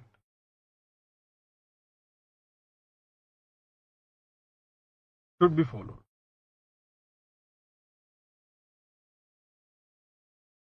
principle of classification online करना students. बोलो ये क्या है principle of classification, आप लोग को पता होगा स्टूडेंट्स। प्रिंसिपल ऑफ क्लासिफिकेशन आपको पता है, मालूम है कब एक अमाउंट को आप सैलरी के हेड में लेके जाते हो तो आपको पता होगा कि एम्प्लॉयर एंड एम्प्लॉयर रिलेशनशिप याद आ रहा है ना, ऐसा कुछ आपने पढ़ा था, या कोई ऐसा अमाउंट जो आपने रिसीव किया है in the course of your employment, वो एक ऐसा अमाउंट जो आपने रिसीव किया है in the course of your employment, तो वो अमाउंट को आप क्लासिफाई करते हो अंडर द हेड सैलरी। उसी तरीके से हाउस प्रॉपर्टी का भी अपना नियम है क्लासिफिकेशन का। अभी मैं सिर्फ ऐसे डिस्कस कर रहा हूँ मुंह बोली, लेकिन जब आप टॉपिक हेड्स ऑफ इनकम के टॉपिक पे जब हम लोग चलेंगे तो वहां पे मैं आपको ये सारे पॉइंट्स वहां पे आ जाएगा। हाउस प्रॉपर्टी वाले में एक आपको अगर याद होगा थोड़ा बहुत, तो भाई प्रॉपर्टी जो होना चाहिए should be in the form of building और लैंड अपॉर्चुनिटी देयर। जो प्रॉपर्टी है हाउस प्रॉपर्टी के हेड के लिए कौन सी प्रॉपर्टी की बात चल रही है? बिल्डिंग और लैंड अपॉर्चुनिटी देयर। और उस प्रॉपर्टी के आप ओनर होने चाहिए। ओनरशिप भी इतना ही इंपॉर्टेंट है। और एक कंडीशन है जो अभी मैं फिलहाल आपको नहीं बता रहा हूं। तो ओनरशिप ऑफ अ बिल्डिंग ये जरूरी होता है for the purpose of classification of the amount under the head house property. मान के चलो कि आपने ऐसे एग्जांपल्स भी सुने होंगे कि अगर मान के चलो कि मैं ओनर नहीं हूं, मैं एक टेनेंट हूं, और आगे मैं क्या करता हूं, उसको सबलेट करता हूं, जिसके लिए मुझको एक रेंट मिल रहा है। तो टेनेंट होकर मैं उसको आगे सबलेटिंग करवाता हूं, उस पर मुझे एक रेंट मिल रहा है। तो वो रेंटल इनकम मैं हाउस प्रॉपर्टी में नहीं लूंगा, क्योंकि ओनरशिप की कंडीशन वो फुलफिल मैं नहीं कर रहा हूं। और उस रेंटल इनकम को फिर लेके चलाया जाते हैं हम लोग कहां पे? Under the head IFOS. ये चीज आपको पता है स्टूडेंट्स? तो ये क्या करवा रहा हूं आपसे students? It is nothing but the principle of classification. उसी तरीके से कैपिटल गेन्स की अगर मैं बात करूं एज एन एग्जांपल, तो अगर आपने ट्रांसफर किया है अ कैपिटल एसेट और उससे अगर आपको कोई अमाउंट मिला है, तो वो अमाउंट को अब आप कहां पे लेके जाओगे? Under the head capital gain. तो कैपिटल गेन्स के हेड में वो किस अमाउंट को आप लेके जाते हो? वो अमाउंट जो आपको मिला है on account of transfer of a capital asset. तो अगर ये कंडीशन फुलफिल हुई है that there is a transfer, और ट्रांसफर किसका हुआ है? ऑफ अ कैपिटल एसेट, तो उससे जो आपको अमाउंट मिला है वो अमाउंट को आप लेके चलते हो कहां पे? Under the head capital gains. तो ये सारे जो डिस्कशन मैं आपको करवा रहा हूं, ये क्या है? प्रिंसिपल ऑफ क्लासिफिकेशन जो आपको ध्यान में रखने हैं। और उसी के मुताबिक फिर आपको वो अमाउंट को अप्रोप्रिएट हेड में क्लासिफाई करना है। क्लासिफिकेशन क्यों जरूरी है वो मैंने आपको बता दिया। ये क्लासिफिकेशन क्यों जरूरी स्टूडेंट्स, ये चीज मैंने आपको बता दी है। I hope that every one of you clear with this one. तो ये आपने क्लासिफिकेशन करना है, और गलत क्लासिफिकेशन का अंजाम क्या होगा ये भी आपको पता है, isn't it? उसके बाद देखेंगे students, the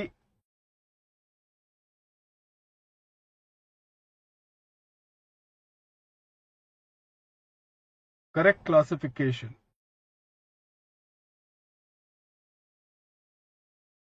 of the amount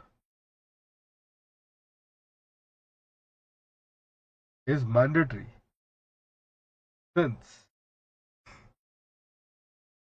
the correct classification of the amount is mandatory since each heads of income each heads of income has a distinct rule of computation in that head.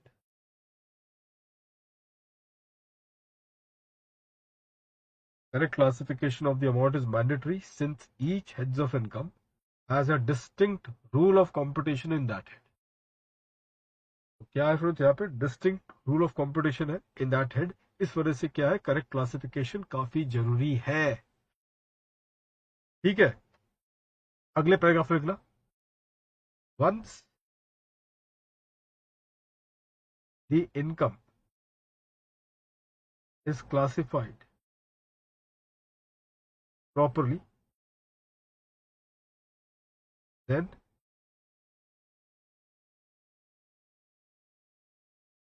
the rules of computation,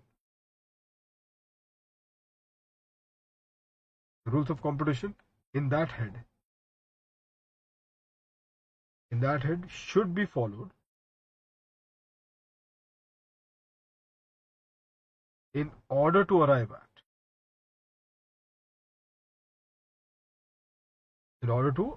at correct amount of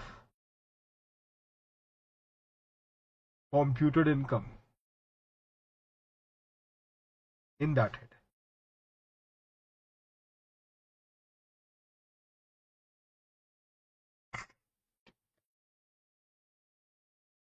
तो जो भी उसका नियम होगा उस head का, students, जो भी नियम होगा उस हेड का वो आपने फॉलो करना है। जो भी नियम होगा स्टूडेंट्स उस हेड का वो आपने फॉलो करना है। किस लिए? So as to arrive at correct amount of computed income in that head. यहां तक स्टूडेंट्स ठीक है? अच्छा, अब आपने वो सारे 5 हेड्स के इनकम आपने सही तरीके से क्या कर दिया स्टूडेंट्स? कंप्यूट कर दिए। आप लोगों ने सही तरीके से वो 5 हेड्स के इनकम को आपने क्या कर दिया? कंप्यूट कर दिया। चलो यहां तक ठीक है। अब अज्यूम कर रहा हूं कि सही तरीके से हमारा कंपटीशन हो गया। इसके बाद क्या? अब ये जो होगा ना यहां पे इस पूरे प्रोसेस में सेक्शन नंबर 14 से लेके सेक्शन नंबर 59 तक ये पूरा प्रोसेस यहां तक चल रहा है। ये अभी तक जो किया ना मैंने बताया यहां पे, अभी तक का डिस्कशन ये 14 से लेके 59 तक का है। कैटेगराइजेशन दे रहा हूं, एक रेंज दे रहा हूं आपको मैं। तो ये सारी जो अब तक जो आपने किया है, तो ये 14 से लेके 59 तक आप क्या करोगे? हेड्स में रह रह के कंप्यूट करोगे और बाहर निकलोगे और उस हेड से। अच्छा, इसके बाद क्या होगा स्टूडेंट्स? इसके बाद आपको याद होगा थोड़ा बहुत 60 से प्रोविजन चालू हो रहे हैं। 60 से स्टूडेंट्स क्या हो रहे हैं? प्रोविजन चालू होंगे। ये 60 से लेके 65 तक आपको पता होगा स्टूडेंट्स, 60 से लेके सेक्शन 65 तक ये प्रोविजन क्या होंगे? क्लबिंग ऑफ इनकम के होंगे। क्लबिंग ऑफ इनकम के प्रोविजन है। अब ये स्टूडेंट्स क्लबिंग ऑफ इनकम याद आ रहा है ना आपको? आपने किया होगा कि एक हस्बैंड है, उसने विदाउट एडिक्वेट कंसिडरेशन या without an agreement to live apart उसने कुछ इनकम को ट्रांसफर किया अपने स्पाउस को।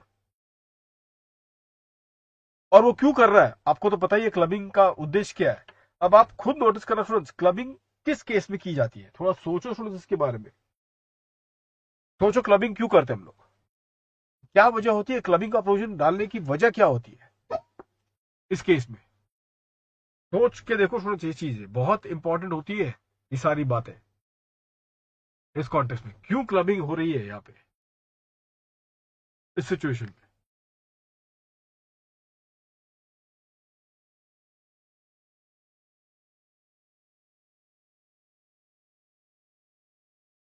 वजह पकड़ने, अगर आपने वजह पकड़ लिया ना स्टूडेंट्स, तो आप बहुत महान आदमी हो जाओ। आपने तो क्लबिंग तो किसी तरीके से आपने पढ़ लिया था। अब आप वजह समझोगे स्टूडेंट्स क्यों आपने उस चैप्टर पढ़ा। मैं ये नहीं है कि मैं उस चैप्टर के अंदर डाइव मारने वाला हूं, लेकिन भाई क्यों पढ़ा है, क्यों पढ़ते क्लबिंग? और देखो आपकी मैं अभी आंखें खुल जाएंगी स्टूडेंट्स जो अब मैं बोलने जाऊंगा इसके बाद।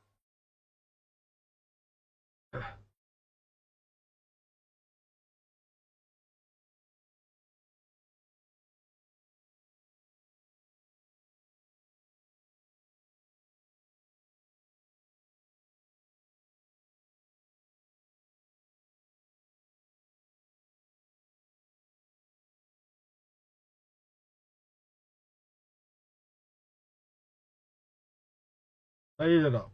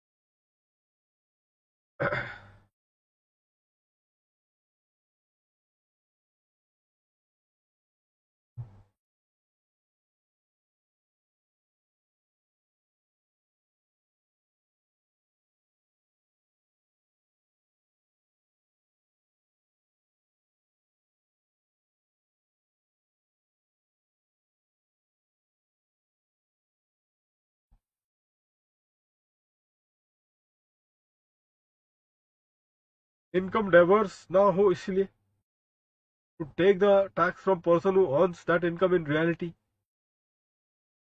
To reduce tax liability of a person, he transfers such income and to properly tax to such person clubbing किया कर रहे हैं. To catch the diversion of fund, to take the benefit of basic and diversion of income. सही कहा आप लोगों ने. सुनो, सारे जो आप एग्जाम्पल दे रहे हो सब लगभग सही है, तो कोई दो राय नहीं है. ध्यान से सुनना जो मैं बोलने जा रहा हूँ. एक थंब रूल पकड़ के चलना कि जब भी आपको, ध्यान से सुनना, अब मैं जो बोलने जा रहा हूं, जब भी आपको लॉ के अंदर बेसिक एग्जम्पशन आपको मिल जाए, जब भी कोई लॉ के अंदर आपको एक बेसिक एग्जम्पशन आपको मिल जाए, पहला, या फिर there is a graded tax rate. क्या बोला मैंने? ग्रेडेड. ग्रेडेड का मतलब है कम से ज्यादा है. तो 5% का रेट है, 20% का रेट है, 30% का रेट है, तो कम से ज्यादा हो रहा है इस तरीके से. तो हर उस लॉ के अंदर, उस टैक्स लॉ के अंदर आपको क्लबिंग के प्रोविजंस दिख जाएंगे. ये थंब रूल पकड़ रहा हूं, मैं आपको बता रहा हूं. आप लोग नोटिस करना स्टूडेंट्स, एक चीज जो आपने क्लबिंग वाली प्रोविजन इंटरसी में पढ़ा था, उसमें जो क्लबिंग था वो इंडिविजुअल के लिए या फिर एचयूएफ के लिए ही था. इतना वो थोड़ा बहुत आपको याद होगा. आप लोगों को कोई पार्टनरशिप फॉर्म या कंपनी का कोई क्लबिंग प्रोविजन था वहां पे? मुझे बताइए. कोई पार्टनरशिप फर्म का सेक्शन नंबर 60 से लेकर 65 तक थोड़ा बहुत याद करो, टूटा फूटा भी अगर याद होता होगा तो, कि कोई पार्टनरशिप फर्म का हो या फिर कोई कंपनी का कोई ऐसा कोई क्लबिंग प्रोविजन आपके लिए था? The answer is no. ऐसी कोई क्लबिंग प्रोविजन आपके पास थी नहीं. क्यों नहीं थी? उसकी वजह मैंने आपको बता दी. उसकी वजह मैंने आपको बता दी. क्यों? क्योंकि ना तो उनको कोई बेसिक एग्जम्पशन लिमिट मिल रहा है, और ना ही उनकी जो टैक्स रेट है वो कम से ज्यादा हो रही है. फ्लैट रेट पे उनकी टैक्स रेट बनती है. इस वजह से स्टूडेंट्स, उनके लिए कोई क्लबिंग प्रोविजन नहीं है. अब अगर आप मुझे थोड़ा इजाजत दो, मैं थोड़ा एक आगे केस में बढ़ता हूं. आप आईडीटी में देख रहे हो स्टूडेंट्स, रजिस्ट्रेशन की लिमिट 20 लाख की है. कुछ केसेस में लिमिट चेंज होती है, लेकिन जनरल लिमिट है 20 लाख की. 20 लाख तक के टर्नओवर पे मुझे कोई ना तो कोई रजिस्ट्रेशन लेना है, और ना ही क्या करना है मुझे कोई अलग से मुझे कोई चार्ज करना है जीएसटी का. क्योंकि रजिस्ट्रेशन जब हुई नहीं तो फिर चार्जेबिलिटी किस बात की? अब वही सब केस को अगर मैं ध्यान से आपको बताऊं, प्लीज केयरफुल रहना इसमें, कि एक अनरजिस्टर्ड पर्सन है, वो 15 से 20 लाख के बीच में आ चुका है. अब वो कभी भी 20 लाख के ऊपर आ सकता है. Then he will become liable for registration, और रजिस्ट्रेशन करके फिर उसके हर इनवॉइस पे जीएसटी उसको आगे चार्ज करना पड़ेगा. अब उससे बचने के लिए मालूम है कि उसको 20 लाख का एग्जाम्पशन है, वो क्या कर सकता है? एक नया प्लेस ऑफ बिजनेस खोल सकता है नए नाम से. बिजनेस वही है, लेकिन अलग जगह पे वो क्या करेगा, एक अलग से बिजनेस बना दे, और हर जगह से वो सिर्फ 20 लाख के अंदर का ही काम कर रहा है. तो अगर ऐसा करने उसको दे दिया गया तो कभी जीएसटी पे ही नहीं करेगा. तो इस वजह से मुझे बताइए, अगर आपने पढ़ा होगा, नहीं पढ़ा होगा तो चलो ठीक है, ये चीज ध्यान रखना. फिर आप ये चीज आप फिर आगे चल के ध्यान में रखना कि वहां पर क्या कोई क्लबिंग की प्रोविजन होनी चाहिए ऐसे लोगों को टारगेट करने के लिए जो 20 लाख के अंदर तक ही एक जगह से काम करते हैं, उसके बाद दूसरा जगह दूसरे नाम से खोल देंगे और वही बिजनेस कर रहे हैं, वहां पर भी 20 लाख के अंदर ही काम करेंगे, फिर दूसरी जगह पे. तो क्या फिर ये पता लगाने के लिए कि 20 लाख का लिमिट के लिए क्या वो क्लबिंग करते हैं सारे प्लेस ऑफ बिजनेस के टर्नओवर का? The answer is yes. वहां पे भी आप नोटिस करना क्लबिंग प्रोविजन बैठा हुआ है. क्यों क्लबिंग प्रोविजन बैठा हुआ है? बेसिक लिमिट की वजह से. देख रहे हो आप लोग? तो एक चीज लोग हमेशा ध्यान रखना, क्लबिंग प्रोविजन आप हर उस चैप्टर में पढ़ोगे, हर उस एक्ट में पढ़ोगे जहां पे ये दो चीजें पाई जाएगी. पहला, या तो बेसिक लिमिट हो, या दूसरा ग्रेडेड टैक्स रेट हो. इस वजह से क्लबिंग प्रोविजन पढ़ा जाता है. और ये आपका एक जो एसएससी जो कर रहा है ना, ये जो काम कर रहा है, जैसे कि मैंने बताया अभी आपको एग्जाम्पल के रूप में कि उसने क्या किया, स्पाउस को ट्रांसफर कर दिया without adequate consideration, without an agreement to live apart. तो ये जो कोशिश जो की जा रही है ना, किस बात की कोशिश की जा रही है? वो टैक्स को अवॉइड करने की कोशिश कर रहा है. What is trying to do? इसको सोफिस्टिकेटेड टर्म में इसको इस्तेमाल करो आप. इसको क्या बोलते हैं? ये जो अटेम्प्ट किया एसएससी ने, उसको क्या बोलेंगे हम? टैक्स की अवॉइडेंस करने की कोशिश, टैक्स को अवॉइड करने की कोशिश। और क्लबिंग प्रोविजन क्या कर रहा है, उस टैक्स अवॉइडेंस की जो कोशिश है उसको पूरी तरह से अल्टीमेटली खारिज कर रहा है। तो वो जो आपका एक कोशिश था कि मुझे टैक्स अवॉइड करना है इस तरीके से, तो वो अटेम्प्ट को अल्टीमेटली पूरी तरह से धराशायी करने के लिए क्लबिंग प्रोविजन लाया गया। और ऐसे प्रोविजन को फिर मैं क्या बोलूंगा, ऐसे प्रोविजन को मैं फिर क्या बोलूंगा, तो जो कोशिश है उसको मैंने क्या बोला है, टैक्स अवॉइडेंस की कोशिश। और ऐसे फिर प्रोविजन को क्या बोलूंगा, जो उस कोशिश को नाकामयाब करने वाला है, ऐसे प्रोविजन को बोलूंगा एंटी टैक्स अवॉइडेंस प्रोविजन। क्या बोलूंगा, एंटी टैक्स अवॉइडेंस प्रोविजन। तो ये बनेंगे अपने आप में as an anti tax avoidance provision. Clubbing provision क्या है, एक एंटी टैक्स अवॉइडेंस प्रोविजन है। जो कोशिश थी टैक्स अवॉइड करने की, उसको नाकामयाब करने के लिए ये प्रोविजन को लाया गया है। इस वजह से इस क्लबिंग प्रोविजन को मैं क्या बोलूंगा, मैं बोलूंगा एंटी टैक्स अवॉइडेंस प्रोविजन। अच्छा, क्या ऐसे प्रोविजन, ये प्रोविजन स्पेसिफिक है, क्या ये प्रोविजन स्पेसिफिक है, बिल्कुल स्पेसिफिक है। क्या अब लोग सर कैसे आप बोलते हो कि ये स्पेसिफिक प्रोविजन है, क्योंकि सिचुएशन डिफाइन किया है ना। जैसे कि क्या किया है आपने, हस्बैंड ने वाइफ को ट्रांसफर किया, वो एक एग्जांपल दिया। फिर माइनर चाइल्ड को आपने ट्रांसफर किया, फिर डॉटर इन लॉ को आपने ट्रांसफर किया।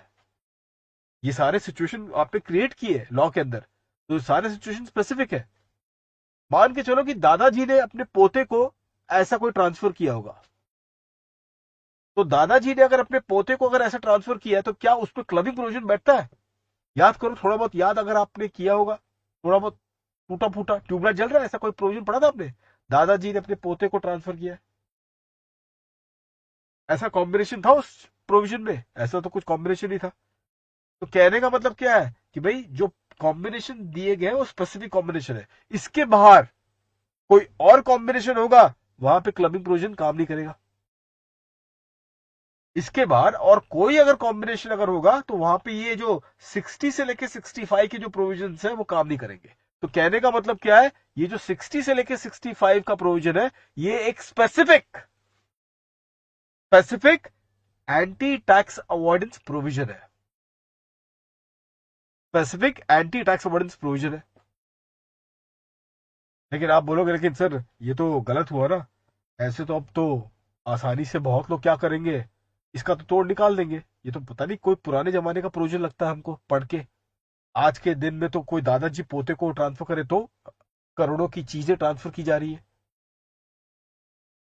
और इसके लिए की जा रही है ताकि क्या हो जाएगा कि ये लिमिट उसकी तरफ चला जाए, एग्जेम्पशन उसको तरफ चला जाए, ताकि टैक्स लायबिलिटी, घर की जो टैक्स लायबिलिटी है कम हो जाए। मुमकिन है।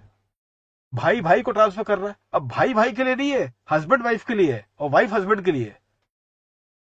भाई भाई का ट्रांसफर के बीच में तो ऐसा कुछ है नहीं, लिखा नहीं है कोई 60 से 65 में कि एक भाई ने दूसरे भाई को ट्रांसफर किया है without adequate consideration, without agreement to live apart. लेकिन इंटेंशन उसका यही था कि क्या करना है, घर की बात है, तो भाई घर की टैक्स लायबिलिटी कम करनी है हमको।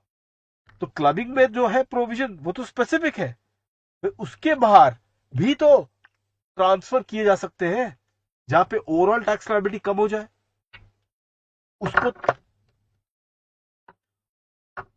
उसको तो 60 से लेकर 65 के प्रोविजन एड्रेस नहीं करेंगे, उसको तो कोई स्पेसिफिक प्रोविजन एड्रेस नहीं कर रहे। तो जहां पर भी, ध्यान से सुनना जो मैं बोलने जा रहा हूं, जहां पर भी ध्यान से सुनेंगे, जहां पर भी अगर स्पेसिफिक एंटी अवॉइडेंस रूल्स या एंटी अवॉइडेंस प्रोविजन मौजूद अगर नहीं है, लेकिन लेकिन क्या, एसएससी ने अटेम्प्ट किया है, क्या अटेम्प्ट किया है कि उसे टैक्स अवॉइड करना है, और उस टैक्स अवॉइडेंस को रोकने के लिए कोई स्पेसिफिक एंटी अवॉइडेंस प्रोविजंस मौजूद नहीं है, तो फिर उस सारे सिचुएशन को टारगेट करेगा।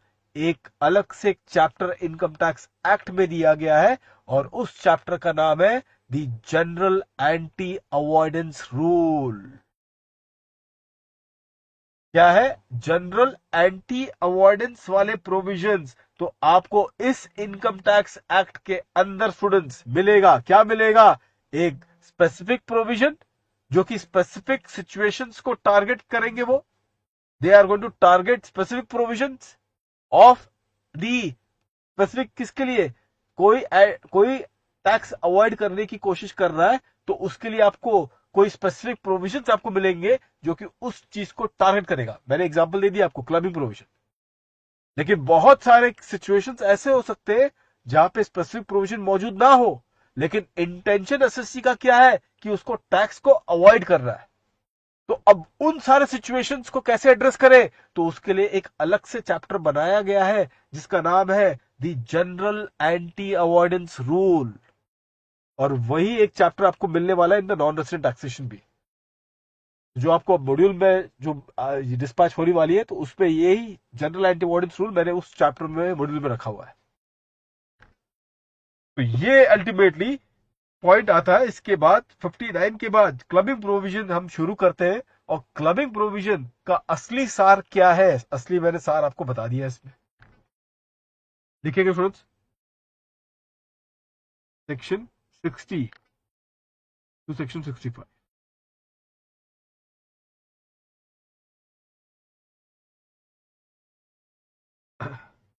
Clubbing provision,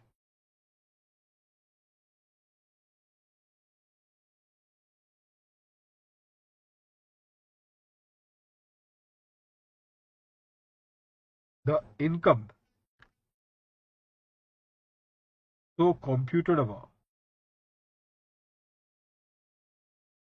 so computed above is subject to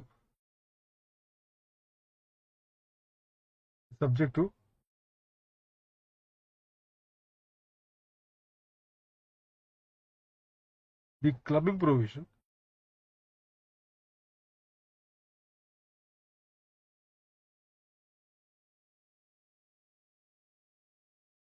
which is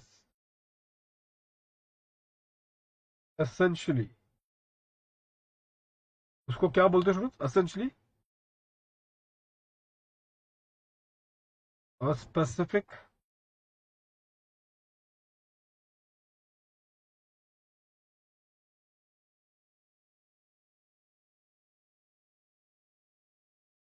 anti-avoidance rule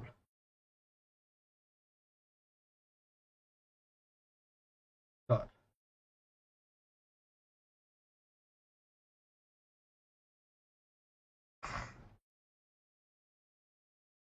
which is a specific anti-avoidance rule.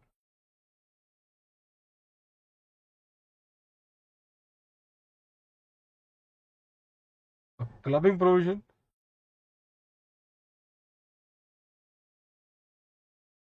is attracted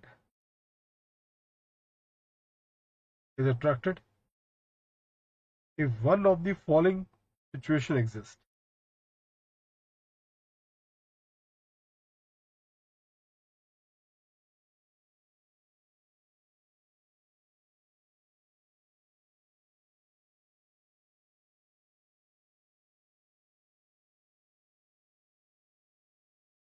There is a benefit of basic exemption,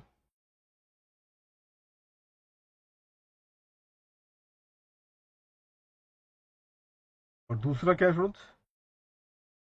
point number B, और there is a graded tax rate. Graded मैंने बता दिया ना, आपने example समझ लिया ना, individual HUF income tax की बात करूं तो graded tax rate applicable. There is a graded tax rate applicable. So a clubbing provision is attracted if one of the following situation exists. Point number A, there is a benefit of basic exemption, or point number B, there is a graded tax rate applicable.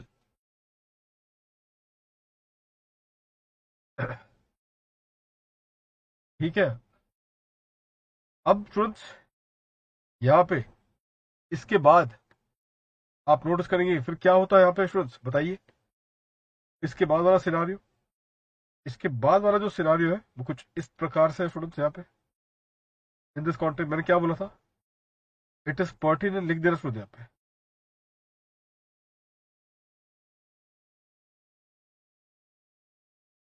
Pertinent to note that where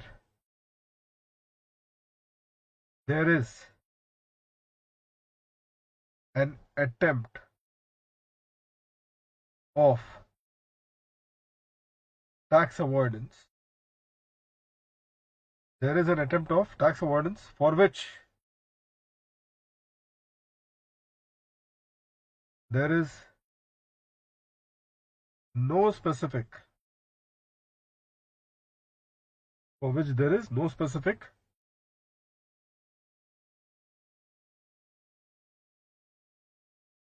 anti-avoidance provision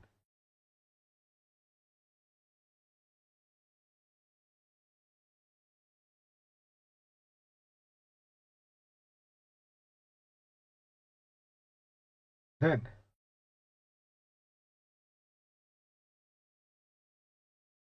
in such a case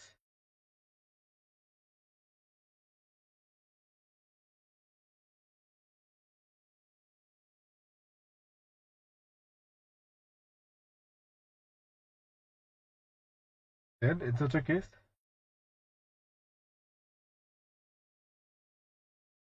one may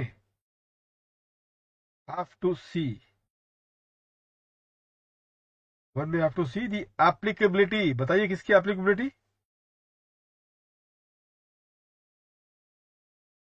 applicability of general anti avoidance rule।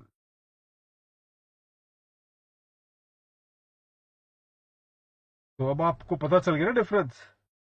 भाई पहले देखेंगे कोई भी tax avoidance का जो attempt किया गया है, आपको पहले क्या देखना है, पहले ये देखना है कि कोई स्पेसिफिक एंटी अवॉइडेंस रूल या सार मौजूद है या नहीं एक्ट के अंदर। अगर सार मौजूद है तो आप उस स्पेसिफिक प्रोविजन से आप चाहिए जाइए आगे और आगे उसको टैकल कर दीजिए। लेकिन अगर स्पेसिफिक प्रोविजन मौजूद नहीं है तो आपने ये देखना होगा कि क्या उस सिचुएशन को एड्रेस करने के लिए गार प्रोविजन लगाया जा सकता है या नहीं। अब गार प्रोविजन के अंदर क्या है वो चैप्टर के अंदर देखेंगे। बस ये आपका एक ऊपर पूरा एक बेस तैयार करने में थोड़ी मुझे मदद मिल रही है। दिस इज पूरा मैं आपका एक स्ट्रक्चर तैयार कर रहा हूं।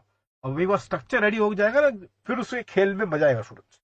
स्ट्रक्चर ढांचा ही रेडी नहीं है और आप सीधा अल्टीमेटली कूद पड़े मैदान में, तब तो अल्टीमेटली स्टूडेंट्स राम भरोसे हिंदू होटल का केस हो जाएगा। आगे बढ़ते स्टूडेंट्स,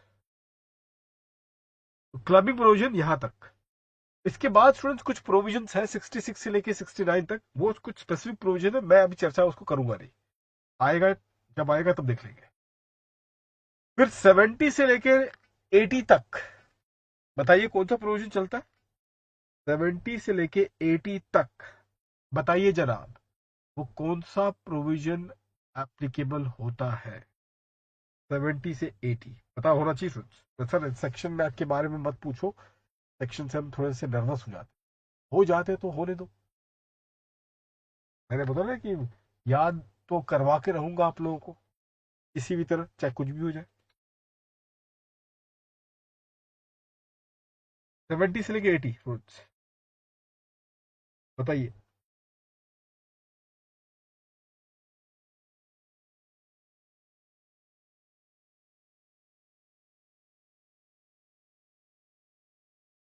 सत्तर से लेके 80 तक मैंने दर्शन बिल्कुल सही कहा आप लोगों ने।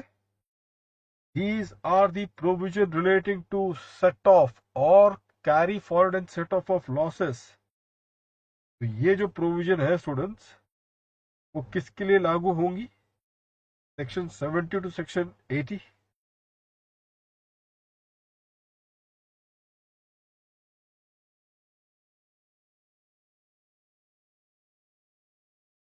सेट ऑफ और carry forward and set off loss.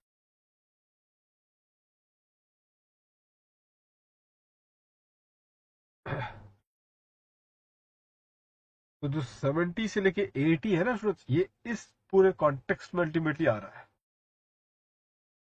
अब जो इनकम आपने कंप्यूट कर लिया है उसको आपको देखना होगा, ये सेट ऑफ के नियम के मुताबिक स्टूडेंट्स आपने अल्टीमेटली उसको जो भी लॉस होगा वो आप एडजस्ट कर लेंगे इस कॉन्टेक्स्ट में। थोड़ा आपको इसका स्टोरी बताता हूँ स्टूडेंट्स, ये आया क्यों था, ताकि आपको पता तो चले कि कर क्यों रहे है। चैप्टर कर लिया, आगे बढ़ गए, पता तो चले कि क्यों किया आपने। ये स्टूडेंट्स एक बहुत एक रोमांचक कहानी हुई थी। इस चैप्टर के इंट्रोडक्शन के पीछे एक रोमांचक कहानी है। रोमांचक कहानी स्टूडेंट्स, पहले ये चैप्टर तो कभी हुआ ही नहीं करता था। कट ऑफ वाले कोई ऐसे चैप्टर्स हुए नहीं करते थे स्टूडेंट्स। तो पहले वाले जमाने की अगर मैं बात करूं, ये कुछ 1700 की बात है, और ये किस्सा इंग्लैंड का है, रियल किस्सा। तो वहां पर स्टूडेंट्स क्या होता था ना कि वहां पर भी तो किंग और क्वीन का वही पूरा केस था, तो वहां पर भी टैक्स सिस्टम थी। तो होता क्या था कि भाई हर साल टैक्स लगा दिया जाता था आपके इनकम पे। तो मान के चलो कि 30% का टैक्स रेट है और 30% हर साल आप पे लग रहा है। हुआ क्या कि एक साल लॉस हो गया उस ट्रेडर को एक साल लॉस हो गया। अब जैसे लॉस हुआ, उसने क्या किया कि जो 30% उस लॉस अमाउंट का जो बनता है, 30% उस लॉस अमाउंट का जो बनता है, उस अमाउंट का उसने रिफंड ले लिया। तो ही सॉट फॉर अ रिफंड। 30% जितना लॉस था उसका 30% का उसने रिफंड ले लिया, रिफंड के लिए एप्लीकेशन कर दिया। गवर्नमेंट बोल वो जो इंग्लैंड के वहां पे जो गवर्नमेंट थी वो बोल रहे थे कि भाई ये कौन पागल आ गया हमसे रिफंड मांगने के लिए, वो भी लॉस आया है इसके लिए रिफंड मांग लिया। तो बोले हाँ रिफंड तो देना पड़ेगा। बोला क्यों? क्योंकि अब देखो दलील, देखो इसका क्या दलील था। वो ये बोल रहा है कि भाई आप जो हो वो आप मेरे पार्टनर हो मेरे बिजनेस के, 30% की पार्टनरशिप है आपकी और हमारी, क्योंकि जितना मेरा प्रॉफिट होता है उसका 30% तो आप लेके आते हो हर साल। इसका मतलब मैं क्या समझू, मैं तो यही समझूंगा कि आप 30% के पार्टनर हो मेरे बिजनेस में, और जितना मुनाफा मेरा होता है तो 30% आपको चला जाता है। तो अगर मुझे किसी साल में लॉस हुआ है तो भाई उसका शेयर 30% का जो शेयर है वो आपको भी भरपाई उसकी करनी पड़ेगी। ऐसा तो नहीं हो सकता ना कि भाई सिर्फ मुनाफे के पार्टनर हो और नुकसान हो गया तो भाई आप देख लो, ऐसे तो कोई पार्टनरशिप होती नहीं है। अब गवर्नमेंट बोला कोई पागल इंसान है, कोई नहीं लॉस मिलेगा। ये केस चला गया हाउस ऑफ लॉर्ड्स, वहां की जो सुप्रीम कोर्ट है, वहां पे ये केस चला गया। तो सुप्रीम कोर्ट ने बोला है कि हाँ भाई प्रिंसिपल ऑफ जस्टिस या इक्विटी ये कहती है कि अगर प्रॉफिट के साल में आप 30% अगर आप लेते हो तो लॉस के साल में आप पीठ नहीं दिखा सकते, आपको लॉस का भी भागीदारी बनना पड़ेगा। तो 30% पे करो उसको, फिर लॉस पे रिफंड दे दो उसको 30%। अब सोचो ये इतना ऐतिहासिक जजमेंट था, ये जजमेंट से पूरे वर्ल्ड वाइड में खलबली मच गई। सबको पता चल गया कि होने वाला क्या है, क्या होने वाला है। ऐसे सारे उठ के कोई ऐसे निकम्मे लोग रहेंगे, तो चलो बिजनेस करता हूं आज और लॉस ही करूंगा। लॉस कर दिया, 30% तो अल्टीमेटली गवर्नमेंट से मिल जाएगा मुझको, तो हम लोग एप्लीकेशन रिफंड की करेंगे। तो ऐसा ना हो इस वजह से उन्होंने क्या कर दिया, उन्होंने ये बोला कि देखो जनाब, प्रॉफिट होगा तो हम आपसे टैक्स तो लेंगे, लेकिन जब लॉस होगा तो आप हमारे पास उठ के मत आ जाना रिफंड लेने के लिए 30% का।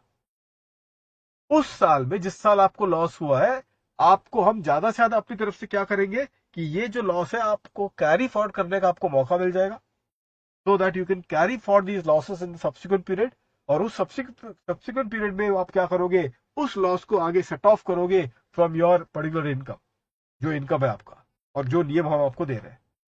और फिर होगा क्या कि प्रॉफिट वाले साल में सेट ऑफ करने के बाद आपकी टोटल इनकम कम हो जाएगी और आप कम हमें टैक्स लायबिलिटी पे करोगे। ये हमें मान्य है, लेकिन ये मान्य नहीं है कि लॉस आपको हो जाए और आप 30% का लॉस अमाउंट का आप हमसे रिफंड ले लो, ये पॉसिबल नहीं है। तो this is the mechanism that was being put up, 70 to 80 के प्रिंसिपल। अब इसके भी अपने नियम है स्टूडेंट्स, कट ऑफ के भी अपने नियम है ना, मालूम है, जैसे थोड़ा बहुत आपने पढ़ा होगा कि लॉन्ग टर्म कैपिटल लॉस को आप दूसरे इनकम से सेट ऑफ नहीं कर सकते, only against long term capital gains ही वो सेट ऑफ हो सकता है। ऐसे बहुत कुछ नियम आपको पता है स्टूडेंट्स, इजंट इट? तो आपने क्या करना है कि 70 से लेके 80 तक के जो नियम है सेट ऑफ लॉसेस के, उसके मुताबिक आपने अपनी सेट ऑफ करवा के अब जो इनकम आ रहा है वो वहां तक पहुंचिए। आप सेट ऑफ करके अब जो इनकम आ रहा है वहां तक आप पहुंचिए, और उस इनकम को बोलेंगे आप जीटीआई। क्या बोलेंगे उस इनकम को? As a GTI students, the gross total income. तो यहां पे स्टूडेंट बस इतना ही लिखना है, कहानी नहीं लिखना है यहाँ पे, बस इतना लिखना है, follow the rules of set of in order to arrive at, क्या अराइव कर रहे हो students? At gross total, in order to arrive at gross total income. और एक बार यहां पर आ गए, इसके बाद स्टूडेंट्स आएगा आपका चैप्टर 6 से डिडक्शन। और ये चैप्टर 6 का डिडक्शन जो आप दोगे एटीसी से लेके एटीयू तक, ये डिडक्शन दे देने के बाद अब आपको अपनी मंजिल मिलेगी स्टूडेंट्स एज अ टोटल। ये है आपकी मंजिल स्टूडेंट, जिसपे सेक्शन 4 का चार्ज लगा हुआ है, जिसपे सेक्शन 4 का चार्ज लगा हुआ है। I hope that all of you are clear with this one. देखो कैसे पहुंचे हो यहां तक, समझ रहे हो आप लोग? अब ये आपको एज अ समझ के चलना, एज अ ग्रंथ आपको पढ़ते रहना है कि ये चीज एकदम दिमाग में बैठ जाए। कहां से जर्नी शुरू की थी? चार्जेबिलिटी से, इनकम, फिर सेक्शन 5 के स्कोप पे फॉल होने वाला इनकम, उसको क्वालिफाइड इनकम बोलेंगे। उसकी ही आगे कंपटीशन की जाएगी। कंपटीशन के अपने नियम होते हैं। पहला नियम है अप्रोप्रिएट क्लासिफिकेशन। एक बार क्लासिफिकेशन हो गया, उसके बाद उस हेड में जहां पे ये इनकम क्लासिफाई हुआ है, तो उस हेड के नियम के मुताबिक जो अमाउंट कंप्यूट होगा आपने उसको कंपटीशन करना है, और हर हेड से फिर आपने नेट इनकम बाहर निकालना है, जिससे फिर बाद में जो अमाउंट आपका बनेगा उस अमाउंट पे आपको क्लबिंग प्रोविजन की एप्लीकेबिलिटी देखनी पड़ेगी, और उसके बाद आपने सेट ऑफ वाले प्रोविजंस के मुताबिक सेट ऑफ लॉस आपको एडजस्ट करके जीटीआई लाना है।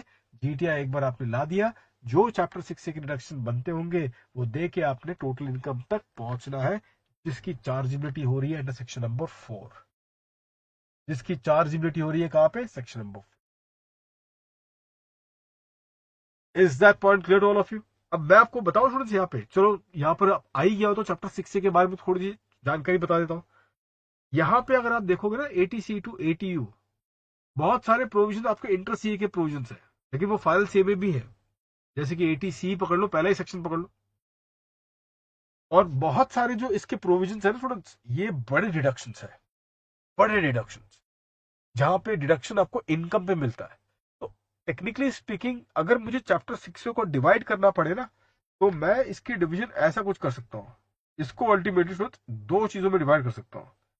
एक तो मैं उसको बड़े बिग डिडक्शंस के रूप में इसको बोल सकता हूं, और ये जनरली सारे बिग डिडक्शंस आपको होते हैं student business deduction, business deduction होते हैं। और दूसरे में अदर्स लिख देता हूं मैं। ये वाले केस है स्टूडेंट्स, इसको हर सेक्शन को अलग से हमें सीए फाइल में पढ़ना पड़ेगा। फाइल सीए में इसको मुझे हर सेक्शन को अलग से पढ़ना पड़ेगा, अब खुद देखेंगे इसमें। और ये जो अदर वाले जो केस है ना, छोटे छोटे सेक्शन एटीसी एटीडी, ये तो क्या होगा ना, इसको अब अलग से पढ़ने की बात नहीं है। हाँ, ये जब जब आता रहेगा तब तक पढ़ते रहेंगे, पढ़ते रहेंगे, पढ़ते रहेंगे, और ऐसे ऐसे आगे बढ़ते रहेंगे, बढ़ते रहेंगे, बढ़ते रहेंगे। ये इस तरीके से होगा काम। लेकिन बड़े डिडक्शन स्टूडेंट्स फाइल सी में आपको हर सेक्शन को इंडिविजुअली टारगेट करना है। क्या है वो आगे देख लेंगे। एक छोटा सा मैं आपको बताता हूँ इसके प्रिंसिपल्स क्या है स्टूडेंट्स। जैसे कि आप नोटिस करें स्टूडेंट्स, अब देखो इंडिया अगर आप एज ए कंट्री देखोगे, 100 कितना, हम तो चाइना को भी अब पीछे कर गए, इतनी बड़ी आबादी है अपनी। Just imagine this, the kind of population that we are having in this country. अब इतनी बड़ी आबादी अगर आप देखोगे, और आज भी देखो, इंडिया और भारत जो है वो दो है। बहुत लोग इंडिया में रह रहे हैं, बहुत लोग भारत में अभी भी है। गैप है स्टूडेंट्स, इतने का अल्टीमेटली डिफरेंस है, बहुत बड़ा गैप है। जैसे कि अगर आपको बोलूं कि ये जो अभी आप पढ़ रहे हो ना घर बैठे बैठे, बहुत मजा आ रहा है आपको, क्या मेरी लाइफ है यार, कुछ एंटरटेनमेंट, कुछ ज्यादा जोश ही नहीं है लाइफ में। वही रूटीन सा, अल्टीमेटली उठो, एक दूसरे का मुंह देखो, फिर बॉस का मुंह देखो ऑफिस में जाके, फिर क्लास में बैठो, फिर रात को सो जाओ। ये क्या लाइफ है, कुछ थ्रिल ही नहीं है। और देखो दूसरे लोग कितने मजा कर रहे हैं। तो अभी बताओ स्टूडेंट, ये जो लाइफ है ना, ये जो अभी आप जो जी रहे हो ना लाइफ, इंडिया के लगभग, कम अगर नहीं होंगे तो लगभग 60% आबादी के लिए ये जो लाइफ आप जी रहे हो अभी के लिए, ये बहुत लोगों के लिए सपना है। बहुत लोगों के लिए जो आपका अभी वाला जो लाइफ चल रहा है ना, प्रेजेंट जो आपका है, 60 to 70% जो पॉपुलेशन इस कंट्री की है ना, उसके लिए ये जो लाइफ जो अभी फिलहाल आप जी रहे हो, ये एक ड्रीम है, ड्रीम।